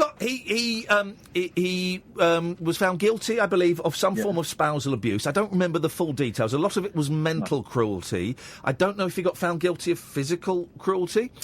No, I think you're right. I think it was mental. He was convicted of harassing his ex in 2012. I do know that I was apparently mentioned in that court case because I'd met his ex a couple of times. She was... Anyway.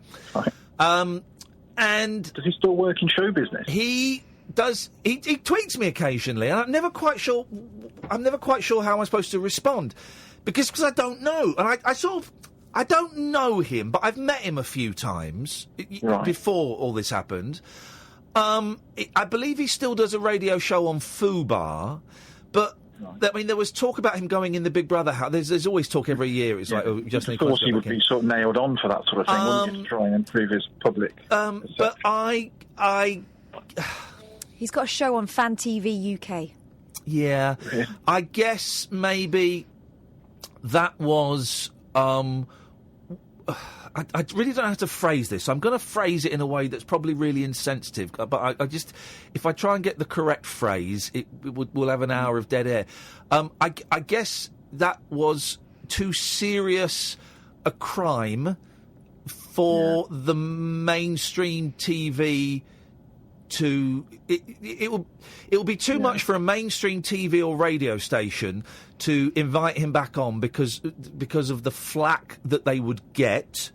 And when, they could get a dozen other people to do it and get no flack whatsoever. Does that make sense, Catherine? Yeah, that makes sense. And I'm all for, I'm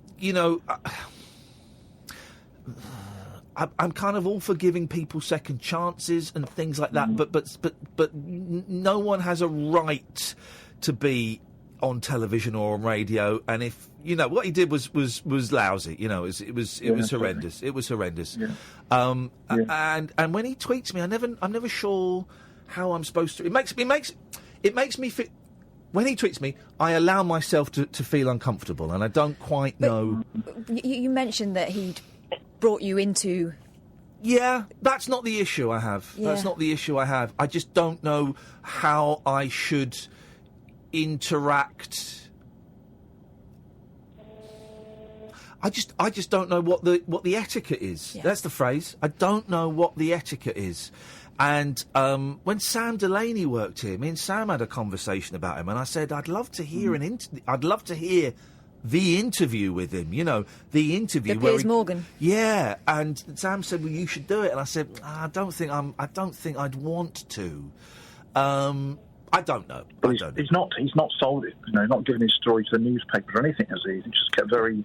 I think if any newspaper were to pay for the story from the side of the abuser, I think that would be treated pretty poorly.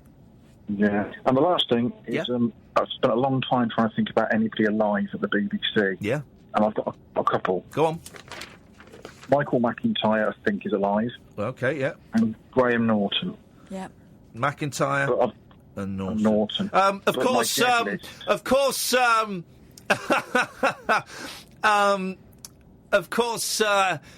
it's a surprise that Graham Norton's.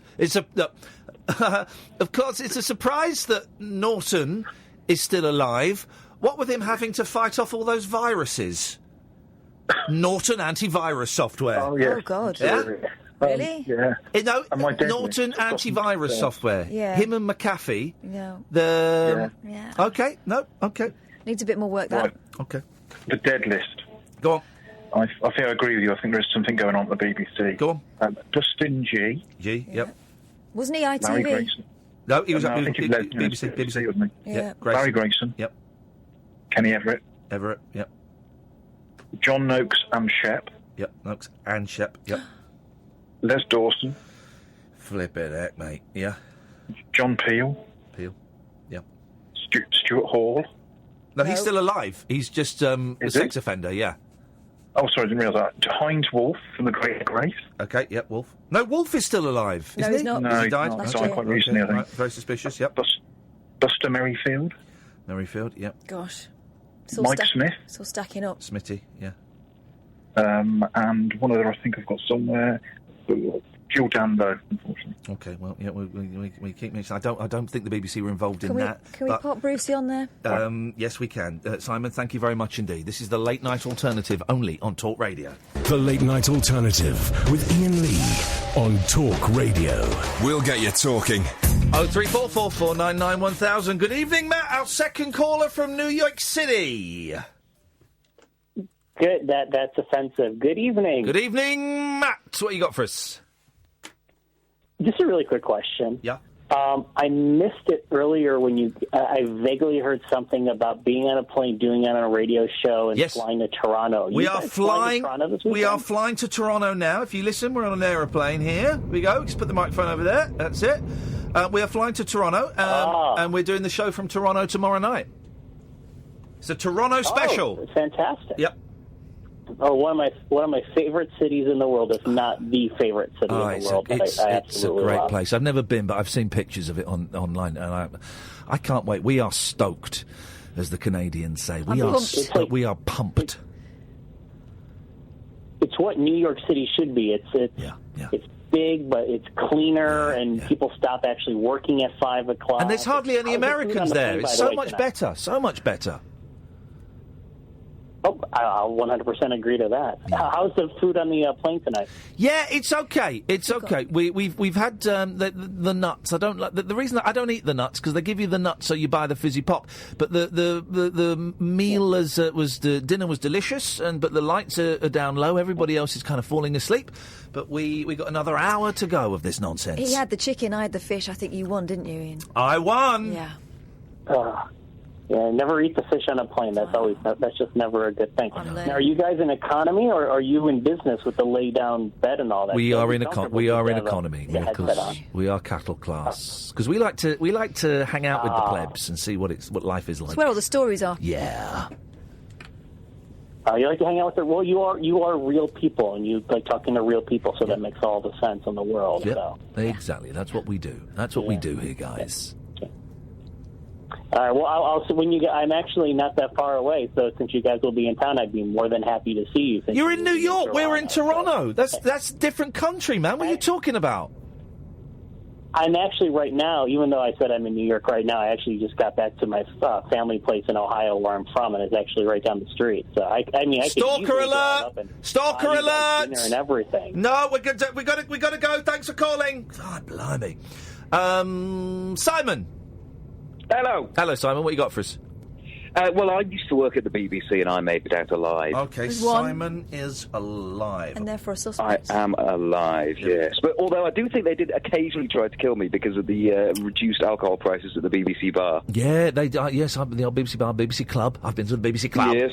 Many happy days in there. Yes. They didn't have that for us local radio. It's sad. I drove past Television Centre the other day, TVC as we used to call it in the business. Yes. For those who don't know it, you'll have seen it on telly. It was that big sort of round thing, and it always, if you had a big extravaganza, it would be a shot outside live from Television Centre.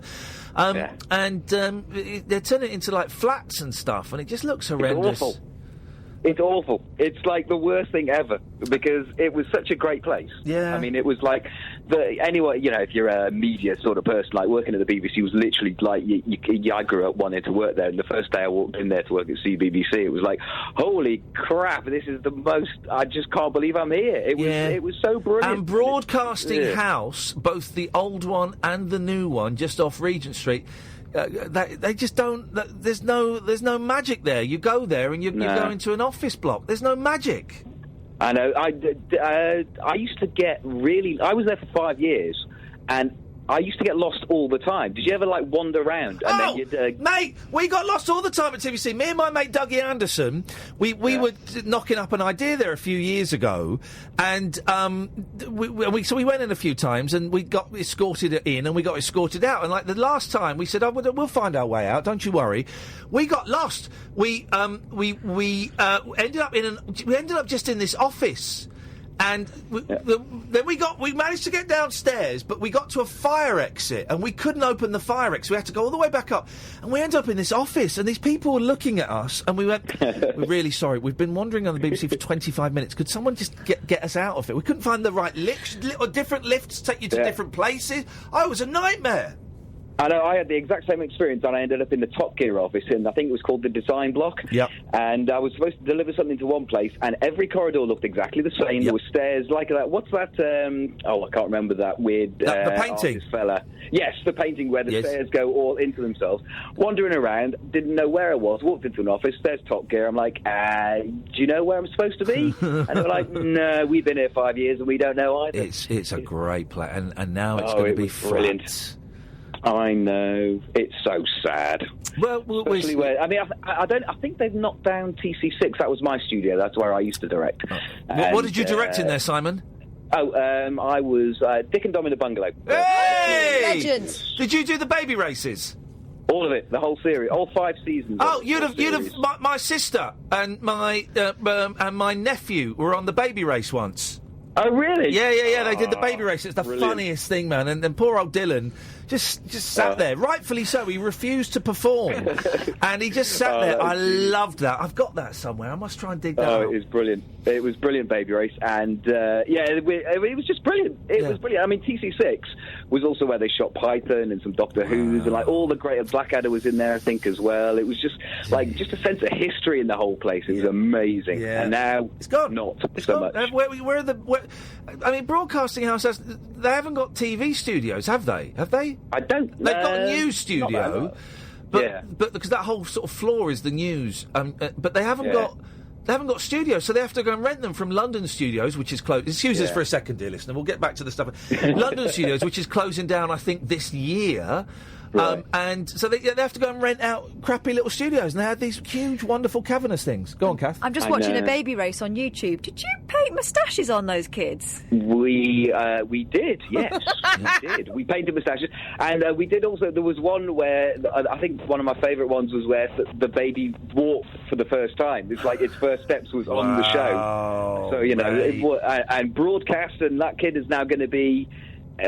like 15 or something. That's what makes me feel like super old. But surely that's an automatic disqualification.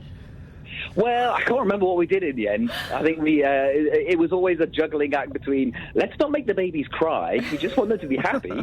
But if they look a bit upset, we'll just cut away to something else, and then Mummy and Daddy will come and make the baby all happy again. Oh. But it was glorious. Yeah. Hey, nice one, Simon. Thank you for that, mate. Yeah. Cheers, Ian. Cheers. All right, ta-ta. Take care. I wish I had show. I wish I had that video of I was trying to find it. It's not. I put it on YouTube, but I had it on my channel, and it was locked to private, and I've lost that channel. It was a different channel, and so that's. My sister might have it on. My sister will have it on DVD, possibly. Gerry's back. You're right, Gerry. Yeah, doing fine. What? Doing fine. Okay, your phone isn't.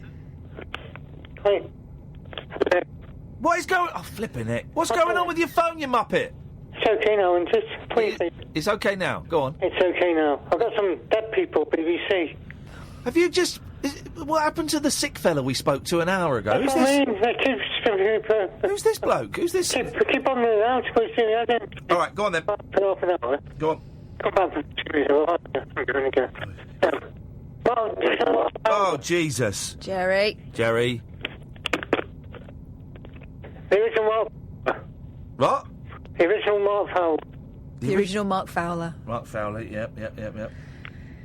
But that Spate guy. What Spate guy? So it's a train station. Found him in a train station. I don't know. Next. Mark Spate. Who's that? Children's presenter. We found at King Trust Station. Oh yeah, I don't want any. Gerry. Thank you, mate. I don't want any like that. Let's maybe park that one, I think. 0344 499 1000 is the telephone number. If you want to give us a call, you're more than welcome to. So Grange Hill is in 40 years of Grange Hill. And it's a very lazy story in the Star. It's that one that, where are they now? Michelle Gale? That doesn't look like Michelle Gale. That's her now. It doesn't look like her. Yes, it does. What she had? That's not what Michelle Gale looks like. What she had done? She's had something done there. That's something done. She's had 30 years done. No, I'm not saying she looks older. She looks younger. Yeah. Fiona Wilson, played by Michelle Gale. Fiona appeared from 1988 to 1989 and was most famous for being part of rap duo Fresh and Fly. In 1990, Michelle joined EastEnders as Hattie Tavernier. She left in 93 to pursue her first passion, music, and her single Sweetness reached number 4. Here's the thing. She was the first person, and this was at Television Centre, I ever saw wearing a headset, wearing an earpiece and a microphone for the phone. Because I saw her walking along talking to herself, and I thought, oh, that's sad. And then she turned around, I saw she had a thing. So she was... in the future. In many ways, she was the future. Ollie, stay there. We'll come to you after the news. We've got another hour to go. We've only got one caller lined up. Would you like to add yourself to the ranks of callers? Periscope should be back up and running, although I'm not completely convinced by it. I've turned off chat, so you have to behave. I'll see if I can turn it on. 0344 499 1000 is the telephone number. This is the Late Night Alternative with me, Iain Lee, on Talk Radio. The Late Night Alternative with Iain Lee on Talk Radio. We have ways of making you talk. whenever I'm worried and I'm feeling low. When problems are many and I'm all alone. When all the world's troubles are too much to bear. Well, that's when I break down and I wish you were here, isn't it? So, isn't it? Wouldn't you know? Wouldn't you? Isn't it so? Isn't it? Oh, isn't it? I'm still trying to please you, even though you're not here. Still talking to you, even though you can't hear. And the more I deny it, the more that it's true. There's hardly a moment I'm not thinking of you, isn't it? So, isn't it? Wouldn't you know? Wouldn't you? Isn't it so? Isn't it? Well, isn't it? Just when you think you've lost your heart, that's when the pain begins to start.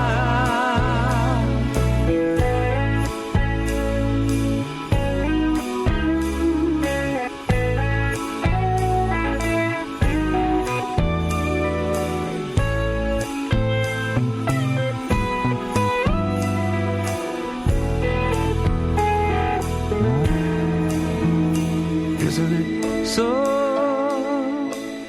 Isn't it? Wouldn't you know? Wouldn't you? Isn't it so? Isn't it? Well, isn't it?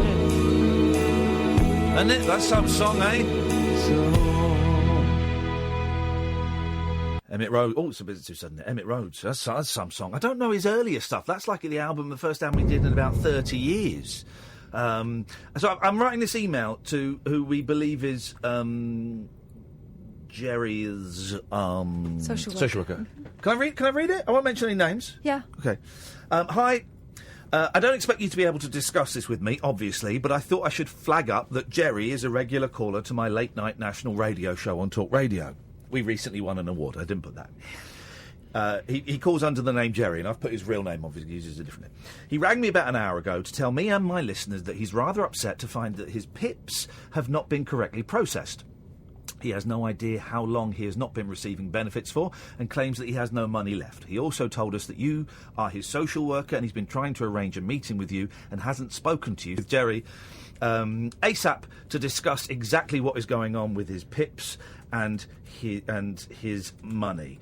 I shall be speaking to him on Monday's show to make sure everything is okay. Thanks for your time, Iain Lee. That's all right, isn't it? Yeah. Perfect. Fine. And he won't. I don't expect this person to. I've CC'd you in as well, just so we're all. Doesn't need to talk to us. No, and he won't. He won't be able to. I can't even get people to talk to me about my mum. So getting them to talk to me about a stranger. Now, has that sent? Because I'm. That address doesn't work. Okay, well, there's one that will get to the office and you can put it attention him. Okay. All right, let's talk to Ollie while I'm doing that. Good evening, Ollie. Hello. Hello, Ollie, you're on the air. It's actually James. Ollie was the person who called up. Okay, well... Anyway, I know you did a... Anyway, instantly suspicious. You know... Instantly suspicious. Trisha Yates, flipping heck. Trisha Yates played by Michelle Herbert. She was trouble, Trisha Yates. There we go, troublemaker Trish was Grange Hill's bad girl. But after leaving in 1982, she quit acting and worked for a sweet maker. She now runs a family glazing business with her husband. In 2015, she had a mastectomy after being diagnosed with breast cancer, but was then given the all clear. All these details on people. Faye Lucas, I had a little crush on Faye Lucas. Played by Alison Bettles. Sports-mad Faye, who was in the show from 1982 to 1987, caused a scandal when she had an affair with maths teacher Mr. King. Oh, yes! Alison carried on acting, but then trained as a beauty therapist. Her sons are actors appearing in Doctor Who and EastEnders. Benny Green, played by Terry Sue Patt. Terry played Tucker's football-mad pal for 4 years, from 1978 to 1982, and was the first pupil to be shown in the debut episode. Oh, no! Yeah. Oh, I didn't know this was coming. The actor was sadly found dead at his London home in 2015 after a battle with depression. It's thought the body may have laid there for a month before being found. Oh, I didn't know that. Oh, mate. Oh, I'm sorry. Oh, I'm sorry. Bridget McCluskey. Mrs. McCluskey. Mrs. McCluskey. Played by Gwyneth Powell. The no-nonsense head teacher reigned from 1981 to 1991, but always had the kids' best interests at heart. What was her nickname? Was it Bridget the Midget? Bridget the Midget, probably. Was it? I think it was. I don't remember that. I think it was. 03444991000. Gwyneth has since appeared in Heartbeat, The Touch of Frost and Holby City, and most recently Casualty in 2014. And that's all I'm interested in. That's all of them. 03444991000 is the telephone number. So some people got I want to say wedded. That's not the word. Is it married? Some people got married in their swimwear on this morning. Oh. On GMB. Oh, it was Richard Arnold did the ceremony. I saw the pictures, but I didn't actually watch it. Love Island stars Jess Shears and Dom Lever. What is with the... I don't understand young eyebrows. I don't understand... I mean, they're in their 20s. I don't understand women's... I used to understand women's eyebrows. I don't understand women's eyebrows. I certainly don't understand young men's eyebrows. No, men now, to me, young men who are... I mean, it started with David Beckham. Yeah. Men started to sort of shave their Yeah. chests, and then some had a little go at their beards. I'll have a little pluck at a wily eyebrow. Yeah, the monobrow pluck. became a thing of Yep. the past, and that's cool. But there is a certain phase of grooming beyond which, to me, a man starts to look a little bit draggy. Yep. And some of these blokes, I'm finding it very confusing. Yeah. But they're not for me, so maybe women get used to it. I don't know. But women's eyebrows now, because before it was kind of like a thin, gets a bit thicker, then gets a bit thinner kind of thing, right? And you still see people that overdid it, but you got it. But now it's like a half-inch... It's like it's done with a marker pen. Yeah. Half-inch line. Yeah. Like that. Doesn't work for me. They've got thicker. Well, don't be rude about them. You can't No, I don't dismiss- mean women, I mean eyebrows. Love Island stars Jess Shears and Dom Lever got married live on telly for Valentine's Day, wearing matching white beachwear. Curvy brunette Jess, 24, read jokey vows based on their reality show experience on ITV's Good Morning Britain, which is a great show. One of my favourite shows. I'm doing it again next week. Got 4 more of those in the diary. Thank you very much indeed, Richard. And Dom, 26, vowed to, quotes, share his life on social media, quote unquote, because she is his, quotes, type on paper. Oh. The TV ceremony conducted by GMB's Richard Arnold was a warm-up for their official nuptials on Greek island Mykonos this summer. Wowzers. Well, good luck. Yep. There you go, you see. 03444991000 is the telephone number. Then there was another story. There's another story about weddings. Let me find it. Let me find it.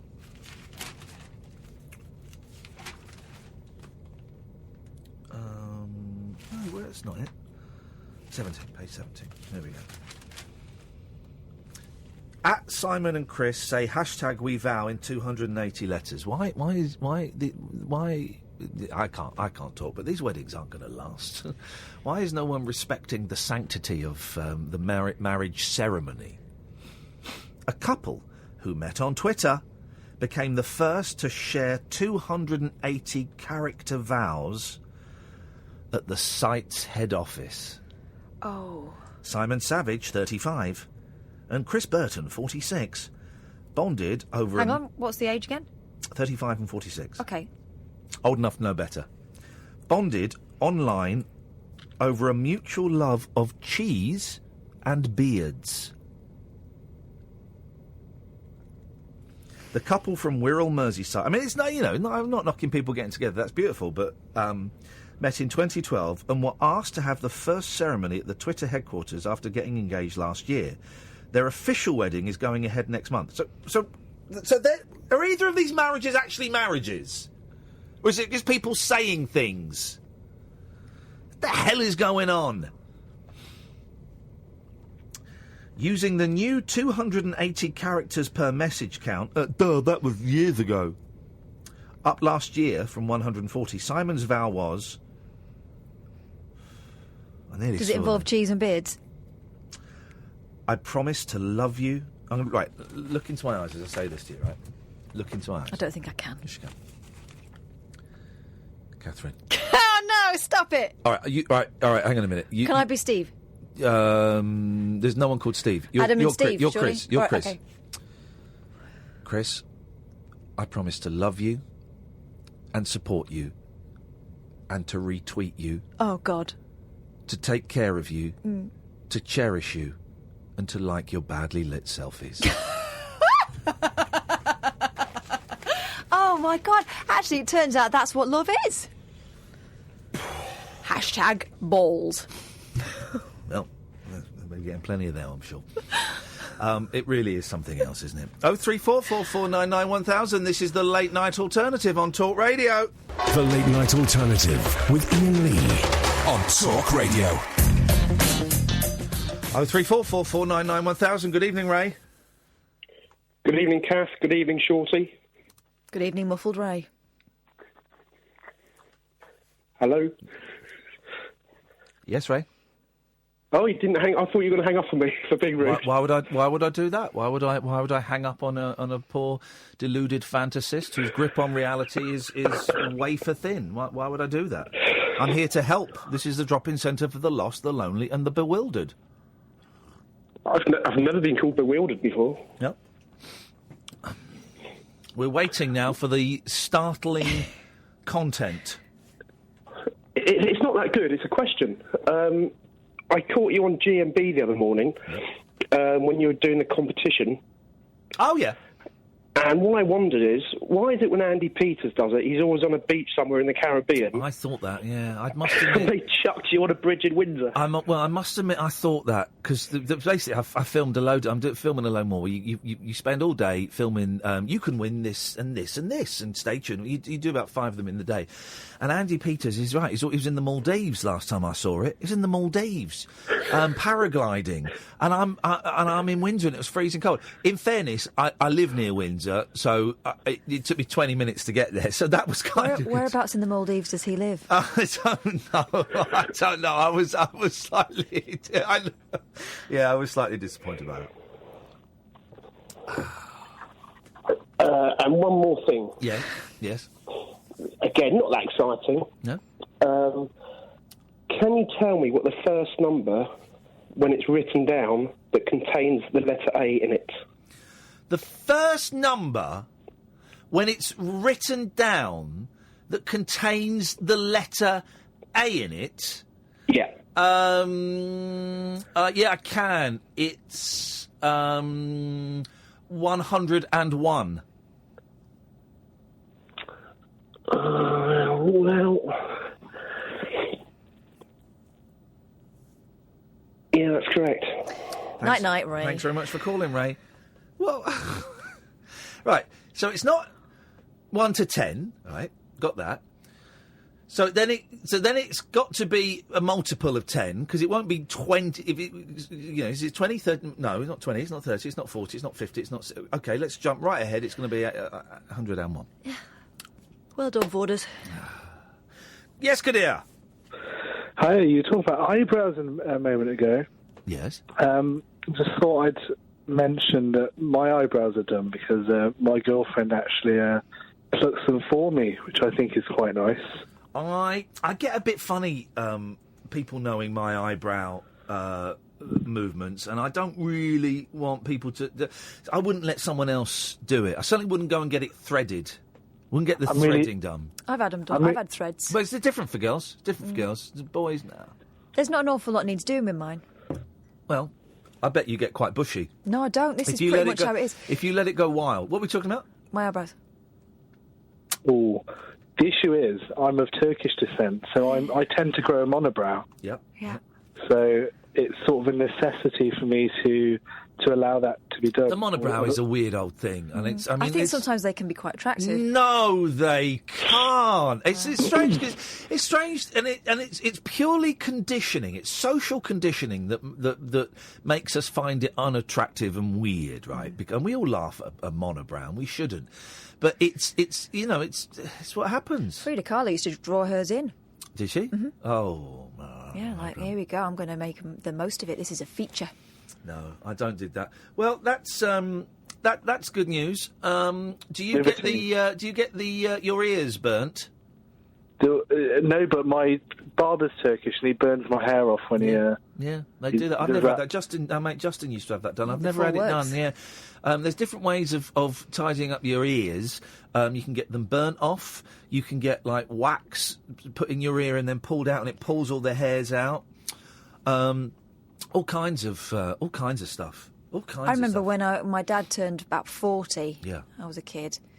I bought him some sort of device for defluffing his... Yeah, it was like a Remington fuzz away or something. Yeah, He thought I was the cheekiest Well, kid. now, when I turned about 40, I started getting hairy nose, hairy the inside of the nose. There is... we talked about anal fissures and giving birth. There is nothing more painful than plucking a hair from your nose. Well, I've had a bikini wax. No, honestly, it is... Jeez. Yeah. Oh.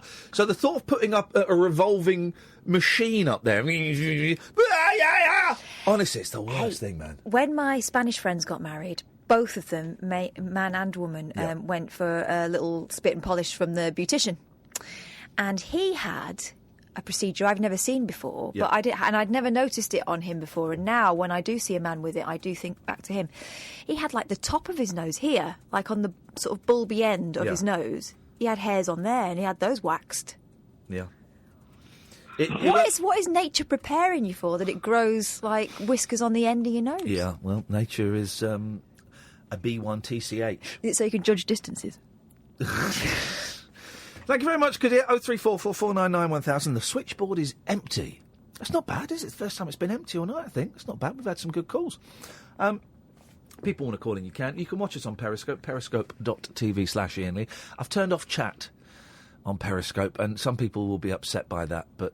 more people won't. Yeah. Here's my thing with Periscope. Right? It's lawless.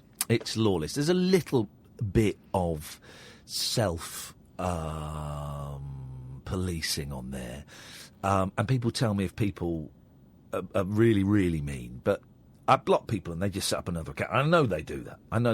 There's 3 people I blocked 15, 20 times. And you know, they see it as a game. And so they just get another login.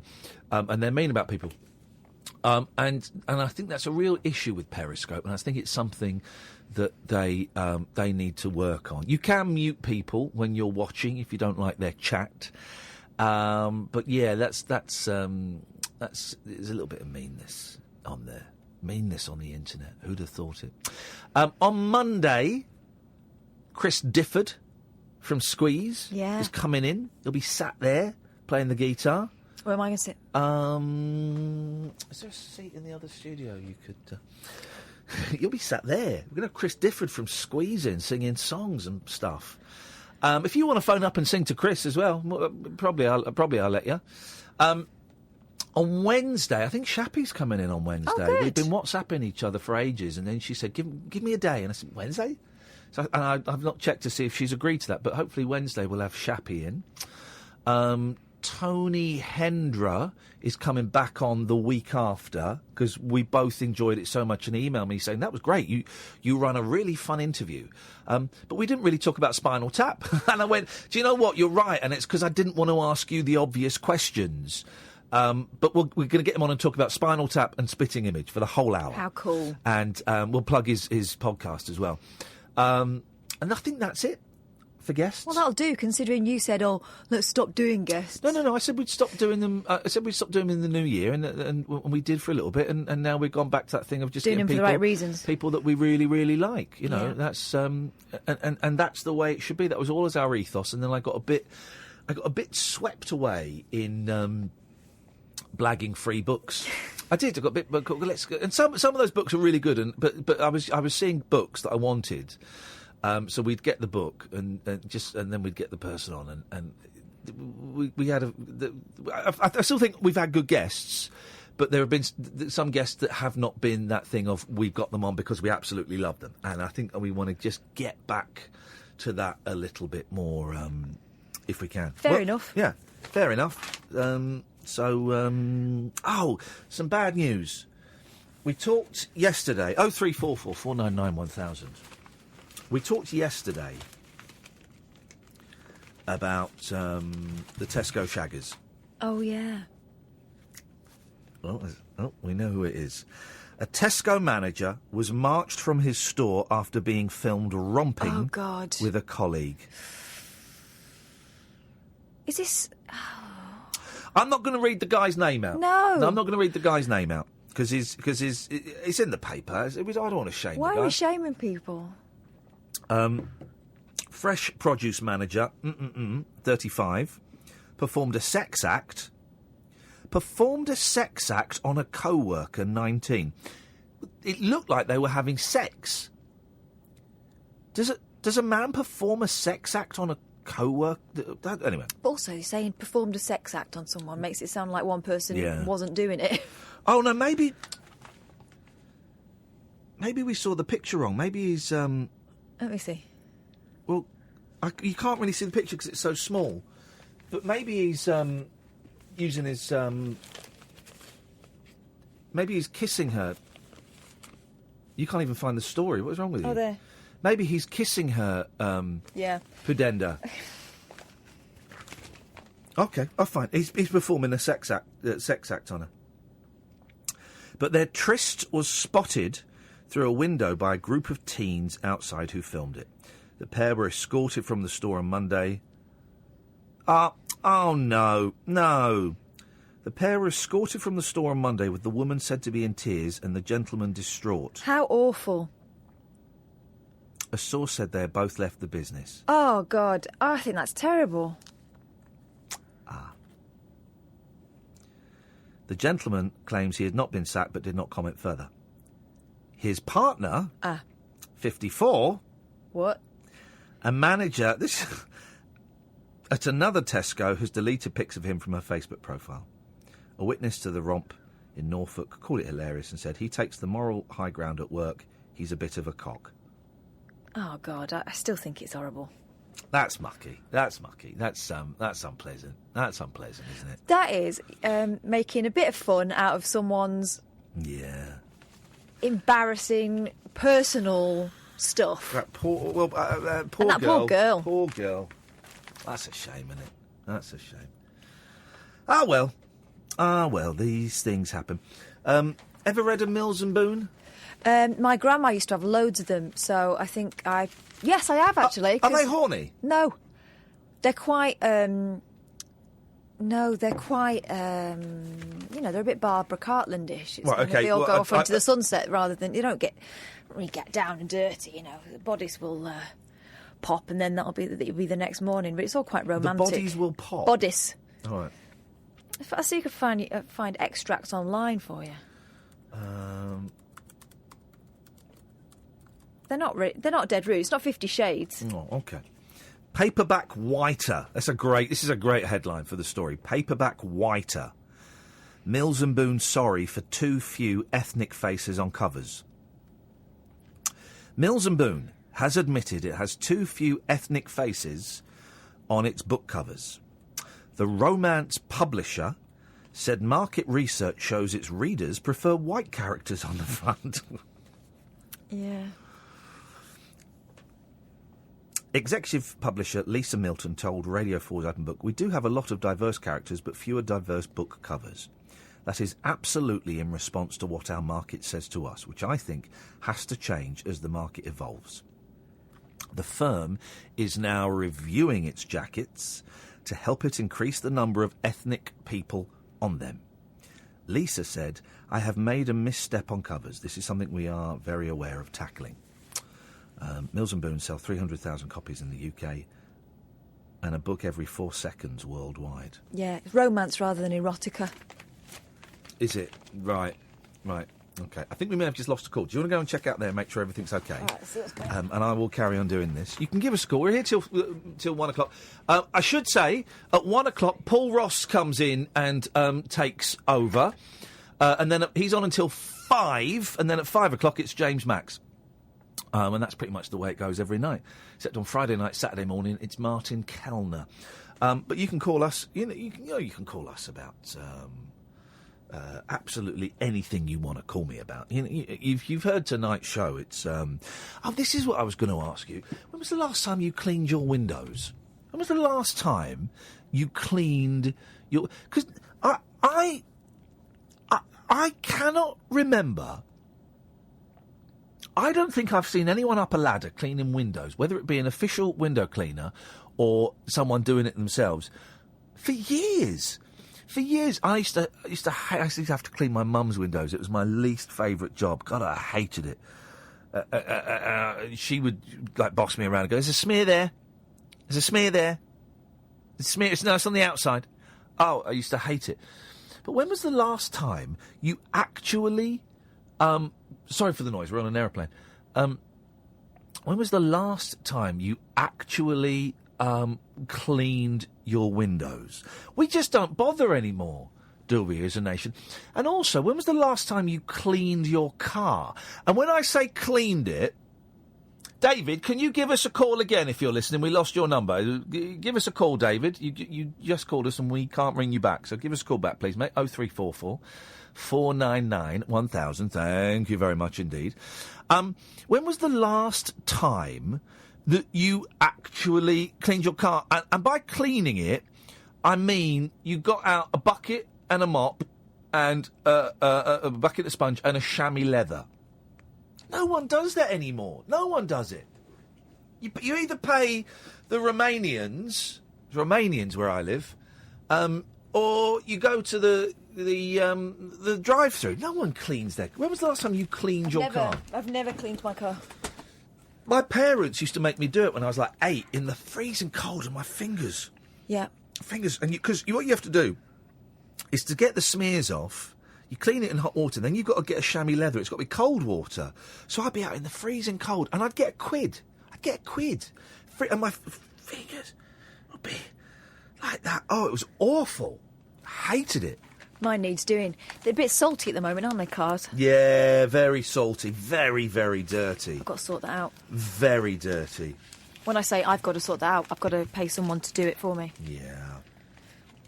Marks and Spencer's has been accused of spoiling Valentine's Day. Oh, their fault, was it? By delivering turds instead of roses. The boxes of shit arrived on people's doorsteps. No, it's a joke. Marks and Spencer has been accused of spoiling Valentine's Day by delivering flowers a day early. Okay. Dipped in poo. Hundreds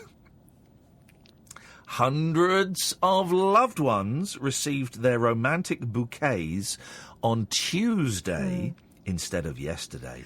I did. Huh? I got mine the day before. That's a bit cheaper, rubbish, isn't it? Yeah, it's cheaper, isn't it? I don't mind. But were they from Marx's? No. It was. Oh, was it a deliberate ploy? Yeah. To save a tenner. Yeah. I know, right? Wowzers. Don't matter. Hundreds of loved ones received their romantic bouquets on Tuesday instead of yesterday. It appears a delivery van with hundreds of bunches was accidentally dispatched early from a depot. Listen, If that spoils Valentine's Day... I mean, Valentine's Day balls anyway. You're making a thing about it. No, I'm not. I found it funny. Yeah. I found it funny. But if that spoils... I mean, crap anyway. Come on, grow up. You got some flowers. Hey, we're going to be landing in about 20 minutes. If we're lucky, we'll hear it on the air.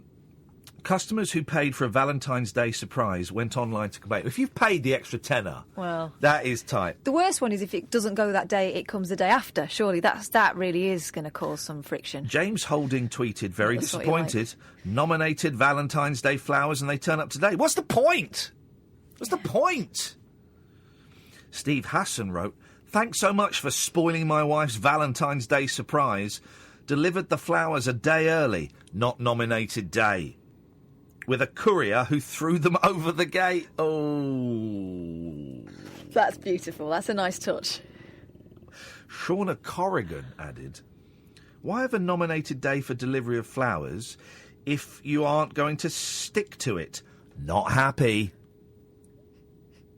M&S sent an email apologising to those affected and offered £20 compensation.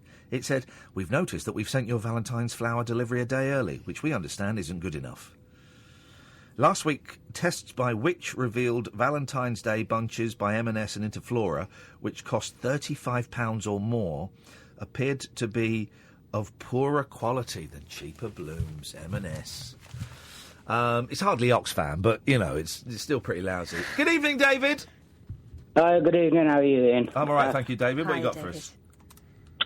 Just to say, if you type in Tesco's video into Twitter, it's there. Your video's there in all its glory. If I type in what? Tesco video. What video? What? That couple. Oh, I don't want to see them. I don't. Have you watched it, you mucky pup? I have, yeah. He didn't go up on her. Wait, okay, steady on. Dirty David. Dirty David. Where do I have to look for this? Well, just on Twitter, on your Twitter feed, just search Tesco video. Oh, but imagine Are you searching for it? Well, I want to make sure that David. I want to make sure that David is bona fide. Is a. All right. Okay. Oh, that's had 500,000 views. You could ask her when she last had her windows clean. No. Oh. I mean, oh dear. Every little help. No, all right, David, flipping it, mate. She's going to get a bruise in the rate he's going. That is a the lesson we learn from that is if there are blinds in the office, use them. Use the blinds. For goodness, David was loving that, wasn't he? David was a dirty little boy. Naughty boy, David. But he's liked that. We've had some jingles sent him. Well. Simon says, this was my first take through my phone, no prep, and I genuinely believe it sounds better than anything on his album. All right, mate, but you've actually not sent anything. But maybe still better than anything on the album. You sent nothing. Is that the joke? Yeah. Is that the maybe. joke? That's got to be the joke. All right, fine. Well, then we'll delete that. We'll delete that. Right. Okay. Fine. So that's the joke. Rod has sent this in. So what we'll do is have a little listen to this. That's there we go. It's going to play. Here we go. Come on, computer. Oh, dear. This is Nick Knowles. Nick Knowles review. I didn't understand that. I'll play it again and it won't sound as good the second time. There we go. This is Nick Knowles. Nick Knowles review. I don't understand it. Is there more? No, that was it. It goes into another song then because I've got my computer set. Right. Let's try this one. This is from Ray. Nick Knowles reviews. What is wrong with people? Nick Knowles reviews. Okay. Right. None of them mention Amazon. Right, I'm going to play you.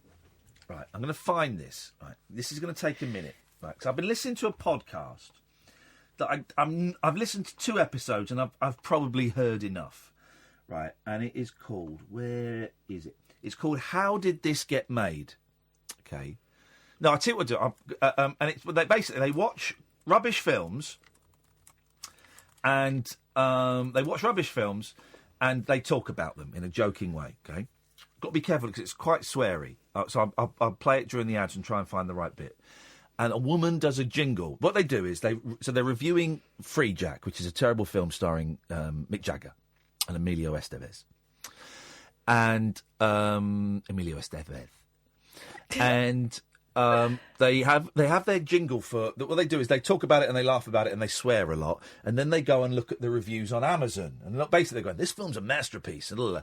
And they have a jingle. This woman has written a jingle for this section. Right. And it's spot on, right? I've got to try and find it. So we'll take a quick break and then I'll find it. 0344 499 1000. This is Talk Radio.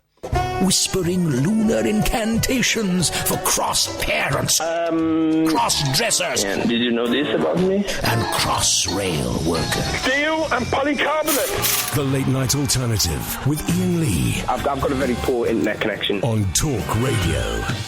Right. So this is a podcast called How Did This Get Made? And I like the idea, but it's too loud, it's too sweary, and it's people talking over each other. So it's not my cup of tea. You might like it. And they do a thing where they get a second opinion, so they read the reviews from Amazon, and then someone wrote this song. I've got to be careful, because I think I know where the swear is, and I think I can censor myself, but let's see where we get on with this. Here we go. This is what I was hoping someone would do for us. Second opinion song.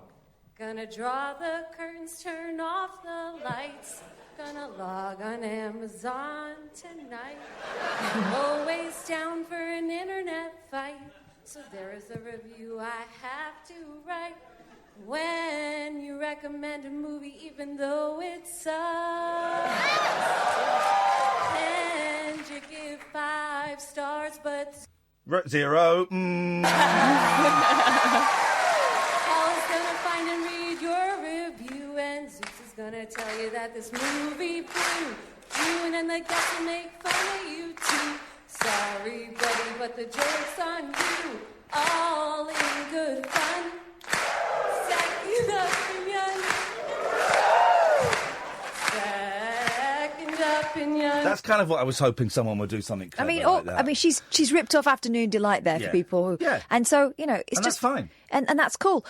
Do something like that. Yeah, do something like that, please, guys. That's all we want. Simon. Hey, Simon, you're not the guy that sent me the blank email, are you? I don't find blanks, mate, no. Right, OK.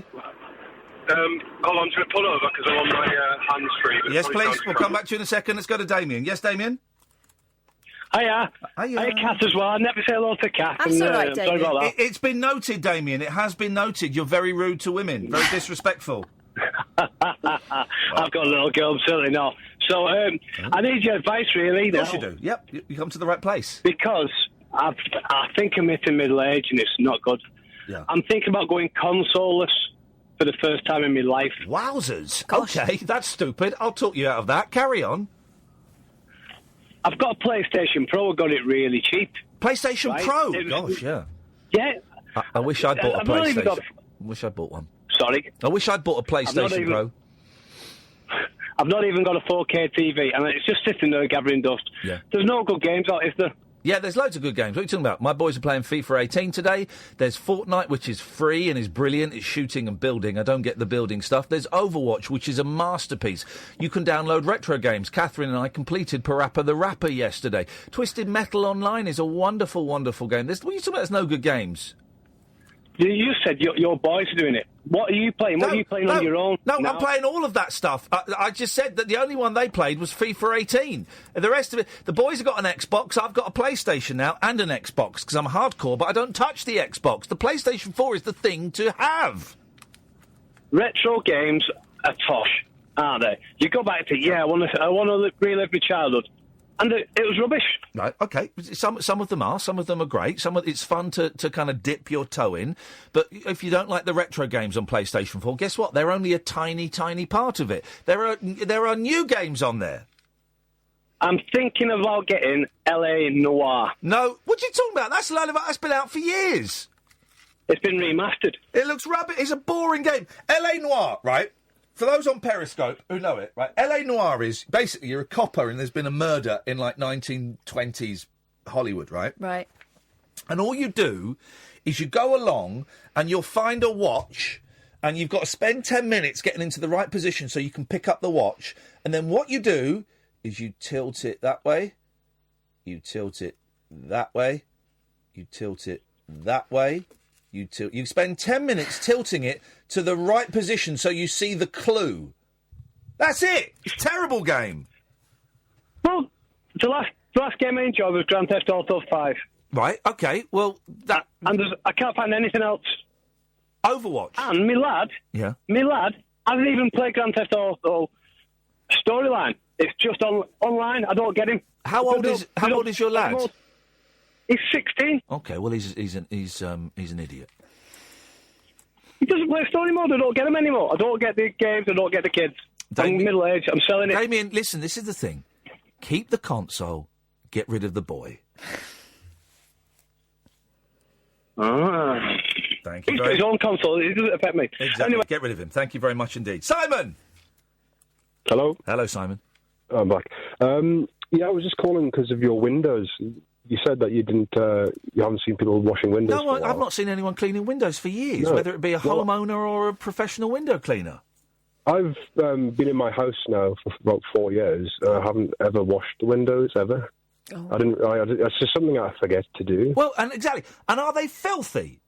They're filthy. But the thing is, my view is just a neighbour's house. Right. Yeah. So instead of using the curtains, I'm just letting the filth build up on the windows, so there's enough grime. Yeah. To It's something. I probably will wash them at some point. It's something that guilt gets to me every now and again about my windows. And the last time I got a window cleaner, because he happened to call door to door at a moment where I was feeling guilty. Yeah. I had him for a while. Cash in hand situation. No, I could pay online. Ooh. Oh, it's a proper outfit. Yep. And then they started. It was a company, and they started sending different people. I had a great guy for about 4 months, and then it started changing. And then I had one fella who I would be in the house, and he'd just put the pay me card through the door, and I knew he hadn't washed the windows. Oh no! Yeah, dobbed him in. My friend had that. She had someone say that they washed it. It was just some random person put like a thing through her door. Saying that that's a scam. Yeah, that's a scam. You don't have that. Yeah. And she was like, "No, you haven't." No one. Window was a big thing for a while, but no one does it I now. do it very occasionally. We've been in that house 5 years. I don't think we've cleaned the windows. My mum will do the windows. I often go around there and she'll be sitting very precariously on a windowsill upstairs, hanging out. I've just been reminded of something. Don't modern houses? I don't live in a particularly modern house, but don't modern windows? Aren't they self-cleaning glass? You can get that, yeah, but mine are ancient. But what does that mean, though? They've got a coating on. It's rainwater, isn't it? Well, does it? We'd be great. I always thought that meant like 3 o'clock in the morning when you were asleep, like little wipers came. And that was. I don't think that happens, but I think you've just stumbled across a great idea for future. I think I'd have them, yeah. You need to patent that. Yeah, I think I have. How's everything going for you, Simon? You all right? Yeah, but I've just finished. Well, I've missed most of your shows, so I'm actually going to do it on catch up at 1 o'clock, as I usually do. Mate, you are in. Been a good one? You are in for a roller coaster. Trust me. I literally tuned in as you were going talking about windows, and I thought, well, I'll just let you know that I haven't washed mine. Oh, thank you, mate. It's not, just and I know you worry about these things. I haven't washed my windows. Okay. For 4 years. Okay. Well, and I feel all right about that. Actually. Enjoy the first 2 hours of the show. You're in for something. No, well, I'll be tuning through. I know I should be listening to Paul Ross, but I would normally. Well, again, he's got a listen again function. So basically, you can be spending your whole life in catch up. Well, actually, I could just listen to his show when Julia's on. That's I'll it. be sleeping. There you go. You got it. The Talk Radio closes at 6:30 in the morning. Simon, thank you very much indeed. Evening, Mark. Hello, good morning, Mr. Lee. Well, you're on about Windowline, right? There's a band called the Three Johns, and they've got a song called Windowline. You need to dig it out and play it. And we're overdue a bit of a lock-in. So sort it out for tomorrow, please. I don't want to ask We're not allowed. We can't do lock-ins anymore. He's gone. He's hung up. Bit rude, isn't it? Bit rude, isn't it? Well, we can't do lock-ins anymore because we've got Paul Ross at 1 o'clock. On Monday I always get confused. And then we've got Martin Kellner at the weekends at 1 o'clock. So we can't do lock-ins now. Evening, Lee. Good evening, Ian. How you doing? I'm doing very well, thank you, Lee. Are you on speakerphone? Yeah. Do you want me to take it off? Yes, I do, mate. Okay. Okay, sorry about that. Okay, that's all right. Go on, we got. Just want to say hello, really. I listen to your show quite often. Thank you, mate. I haven't really had the guts to call in ever before. Oh, now I feel bad for picking on you for being on speakerphone, but I've got to treat everybody, Lee. I've got to treat everybody with the same way. I can't go giving special favours. Lee, you don't mind a firm hand, do you? No, I don't. No, not at all. No. Could tell. Yeah. Sorry. What's that? Oh, nice one, man. Well, so hang on a minute. So you've been listening for a while, but you've only just decided to phone in. Yes, I watch you on Periscope as well. Okay. People were really annoyed yesterday because on Periscope we just showed a radio playing the show. And then now, for some reason, Periscope has been crashing a bit tonight. I don't know why. But I've opened it up again, but I've closed the chat, so people can't speak on there, and people are getting angry about that, I imagine. Well, I've had some tweets saying people are having a lovely time because maybe there's no nonsense. Part of me thinks maybe that's the way forward, but I must remember that Periscope is a great way of attracting new listeners and what goes on. I'm not the lunchtime school patrol. If they want to argue, they want to argue. You can always block. You can always block. Well, Lee, listen, man, thank you. Go on, sorry, Ian. I was going to say, my just... block list is... Go on, sorry. We're doing one of those things! I'm going left and you're going right, I'm going right, you're going left. Right, I'm going to be quiet, you speak. I was just going to say, my block list on Periscope is massive. The amount of people on there that are not very nice to you and things like that, it's not good. My block list on Twitter is about... I'm blocking nearly 500 people on Twitter. Good. Yeah, serves them right. Well, Lee, listen, mate, thank you so much for listening and watching. I appreciate it. All right, no worries, Ian. Nice Cheers. to speak to you. Ta-ta, thank you, mate. Evening, Louise. Hi, Ian. Hi, Kath. Hello, Louise. How are you? We're just going to have to buckle up because we're going to be coming in for landing in a few minutes. But apart from that, we're all good. My ears will go funny again, but we're all good. Yeah. Sorry, sort of very nervous here. First-time caller. Oh. And quite a serious subject, maybe. Go on then. Depression and addiction. Yeah. What's going on for you? Well, it's something that I've been talking about, quite a lot recently, and something that hasn't really been brought up. Prescription meds. Oh, yeah. So I just thought I would maybe ring in, bring that up, because it affects quite a lot of people. Is it affecting you? It is, yeah. Gosh, and Louise, we've got 4 minutes left of the show, so I've got a feeling we may not. I'm just flagging that up now, so that if we do have to end, and Amanda, stay there. Hopefully, we'll get to you. But I've got a feeling that we're going to have to end soon, and I don't want you to think you're getting short shrift. And I'd love to talk to you again more. I could always ring back. Yeah, well, I'd love to talk to you tomorrow about this, but let's have a little chitty chat because you're right. People think that because they're getting their pills from a doctor, that they can't be addicted to it, and that the doctor is going to keep giving it, so that's fine. And there's no, but you can get addicted to a lot of stuff the doctors give you. So what is going on for you then, Louise? Well, if you'd have said to me 3-4 years ago that I would be addicted to morphine now, I would have laughed at you. No chance. 38 years old, no way that's ever going to happen. Yeah. But it has. It got to the stage where I'd actually started abusing it as well. Yeah. I couldn't even admit that to myself. When you say abusing it, what were you doing? Were you storing it up? Were you getting more prescriptions than you needed? What was going on? I was lying to the doctor. Yeah. Getting more than I needed. Taking more than I needed. Just the usual sort of stuff that addicts do whenever they're abusing. I think I was one step away from trying to buy illegally off the streets. That's whenever I realised myself, this is a problem. You need to wise up. We are coming to the end of the show. I would love to talk to you more tomorrow, Louise, if you feel like you want to give us a call, because I'd love to have a proper chat. But in the last minute or so, I'm interested that you are talking in the past tense. Does this mean that you've kind of sorted things out, or where are you with it now? I've sought help. I was in an I can't even speak, an addiction unit there in November, which reduced my dose massively. It was too high to bring me off completely. Yeah, of course. With the support and everything I'm getting, I'm still reducing. So brilliant.